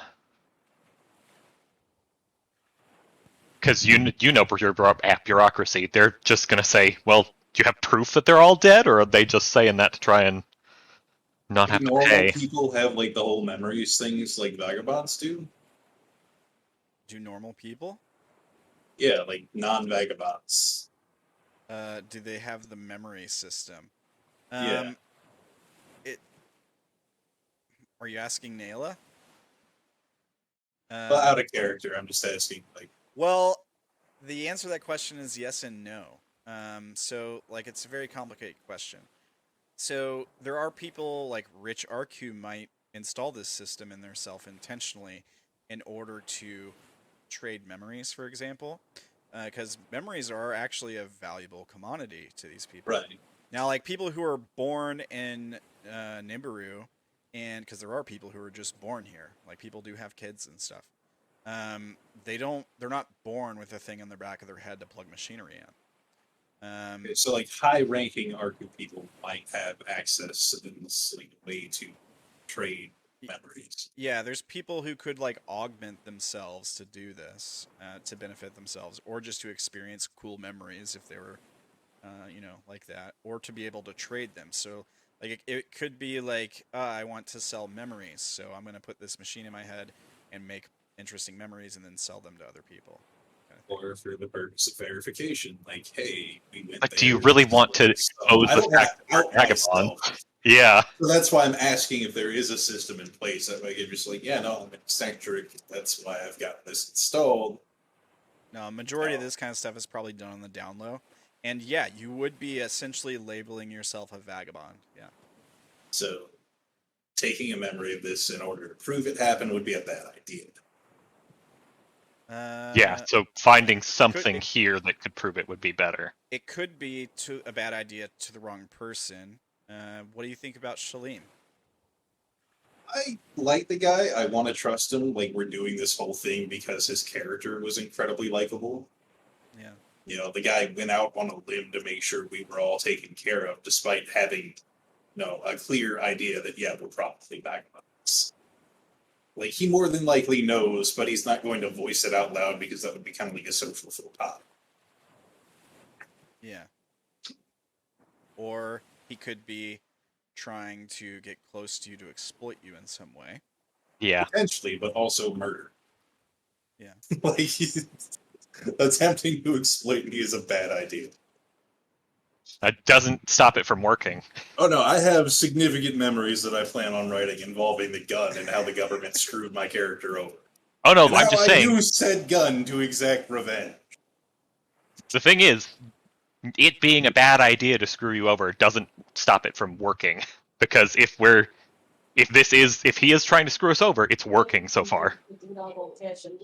What's up? Yeah, there's more money on there. Okay. Why don't we do this? Why don't we, because we're right at the 3-hour mark. We're a little bit past it, actually. So why don't we, like, leave off here with this sort of revelation. You guys, like, finding all the fungus here. You've got the gun. You've got this murder that's happened. And when we come back next time, I'll see if I can catch up Silver between sessions on just the little bit she missed. Yeah. And when we come back next time, maybe you guys can, like, strategize on, like, how best to move forward. I will say, like, the way forward. Cassidy designed like a camera or something. Yeah. Or like find one potentially if they probably have like stash of machinery if that wasn't taken. Right. And maybe like repurpose an old non-functioning camera or something like that. Something along those lines. Or like properly loot the bodies and see what they have on them. If they have anything on them. That kind of thing. But yeah, maybe we can like plan and strategize for next session. I will say like the way forward to because this was the Mudabi farm essentially. The way forward to the Karam farm is relatively clear. Like the platform you're on leads off into one specific hallway on the other side of the vault, one specific corridor. The other corridors that I described along the edges of the wall are all like relatively close to the water, and there's no platforms that lead to them. So like these are like areas where water is coming from or flowing out of, potentially, or like where critters might be. Not really the best for travel unless you've got like a boat. In most cases, right. Some of them are probably straight up underwater, whereas some might be like waist high water, that kind of thing. So yeah, we can figure that out next session as far as like how you guys want to proceed here. Now you still got another pickup, but you're probably going to want to bring this one back first and then make another trip out to the Karam farm so you can carry the rest. We still have a giant ass sleep machine that we need to carry as well. Yeah, and whatever else we want to loot. Yeah. So I'm saying we grab the mushrooms, grab all the stuff that we want to take from here, head back, deposit that first collection, get all the stuff set up in our, habitation area. Now, like, and we still have like another 2.5 days to get the other ship. Yeah. Right. Things to like, you definitely have plenty of time. Things to like keep in mind would be like you can definitely like come up with stuff that they probably would have here that you can take with you. Like if you wanted to like take apart the generator or parts of it, and just keep them. But just keep in mind like, Shalim is probably gonna have to send people out here to get this place back up and running if he wants to keep the RQ happy and not killing everyone. Like not basically sending militia down here to kill everyone. If that wasn't who killed these people, could have been. Well, if it was the RQ, they would have found the mushrooms because that was the whole purpose of collecting here. You would think, unless they didn't care. No way, man. Like with how scarce food would be in this area in general, like this is a cash crop for them, man. Like there's no way any form of government is going to be like, yeah, no, we don't care if you pay your taxes. Yeah. Like, I shudder to think of what the RQ's IRS would be. Yeah. So, like, what other suspects do we have for this, like, murder? Could been maybe the Sapu? Like, can they even use guns? We don't know necessarily. No, I don't think it was the Asapu. It might have been whatever, like... trying to cover up what's going on with the Asapu. Yeah, that's the only thing we think that would be. Now you guys are thinking. All right, cool. All right, well, we'll pick up with that stuff next session. So we got some stuff to do here at the end of the session. We got to do that third and final giveaway. So if you haven't entered yet, I want to give everyone another chance for a minute or two to enter. Just enter trash pile just like that in the chat. We've got a few people in here. But just in case there's anybody else who hasn't gotten in yet, I just want to give you the chance to do that. And while anybody else might be doing that, if you don't win this third and final giveaway for a copy of the Nibiru TTRPG, you can definitely head over to Araukana's website. It's araukanamedia.com. That's ARAUKANA, and pick up a copy for yourself, or pick up the expansion Xanadu. Really good stuff in there. You can also check them out on Twitter at Araukana1, the number 1. And yeah, show them love, show them good vibes. They've been really cool to us, and they sponsored this giveaway when they didn't have to. So show them some appreciation. All right. Well, if nobody else wants to enter, we will go ahead and do the drawing. So, dun dun dun dun dun dun. Drum roll, please. Can't hear it, but we're doing drum rolls. Hey! Let's go, Mori. Yes.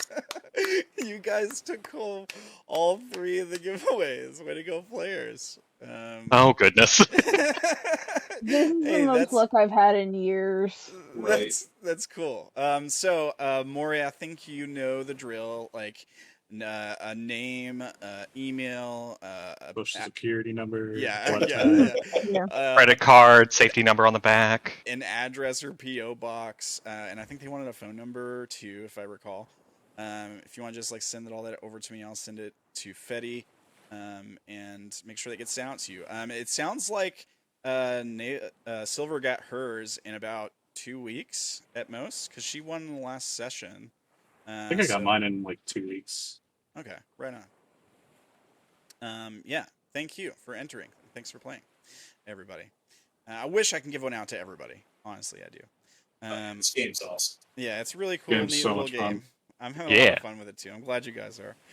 And like, I don't know, like you guys are playing it really well too. Like it's fun to just like sit back and watch you, especially like that conversation in the hallway after you guys saw the thing. That was really cool. Just like sit back and just like listen to you guys talk. It's really good stuff. I find it really entertaining.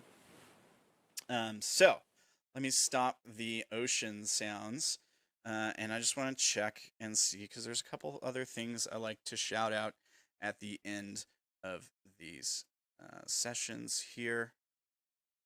So let me do that. Okay. Let's see here. You can check out. Why do I not have the thing? Oh, there it is. If you want to see the person who made the art for Cassidy Williams, the token for Mori here, you can check out their TikTok. It's tiktok.com/iotakuheim, right? Or is it Hime? I know I always say iota, so I just wanted to focus. You're getting close every single time. I wanted to focus Just on not like saying activate iota. the weeb part of your brain. Yeah, sorry, I don't have one. The You only need to fix that. Yeah, I know. Like the only anime I really got into was DBZ when I was a kid. And then I eventually watched like all of Dragon Ball, which I liked a lot better actually. But I still like DBZ. I think it was okay. I mean, there's the problem of charging a spirit bomb for 5 episodes. Yeah. But it's, whatever. Okay, tiktok.com/iotakuhime. I will post that in the Twitch chat actually. Don't forget to buy me beverages. Yeah, just to make up for that mess up here. And I think I actually still have the link to the GoFundMe for if you want to send Dank beverages. You can do that there. He is the paladin of the beverages, so he needs a beverage, guys. Praise it every day. Praise the beverage. Paladin of the Nos. Yeah, there you go. All right. I think. Oh yeah, and of course, like, come back here, twitch.tv/RamblingManTV. Fridays we do Unknown New Orleans. We're gonna continue that this Friday. It's like a modern occult supernatural TTRPG. And Mondays we do Forest Flesh. It's D&D 5e. It's like a horror, Lovecraftian horror theme. They've been dealing a lot with mind flayers lately, mind flayer themed creatures too. And there's been a major shakeup on that show in the last couple episodes. So check in there. That's pretty much all I got. Did I miss any announcements? Oh, Zack, check out twitch.tv/TeamZack. He does some streams. Just started my OBS up again, so I'm starting to stream a little bit more. Right on. Good deal. Are you streaming Overwatch? Is that what you're doing?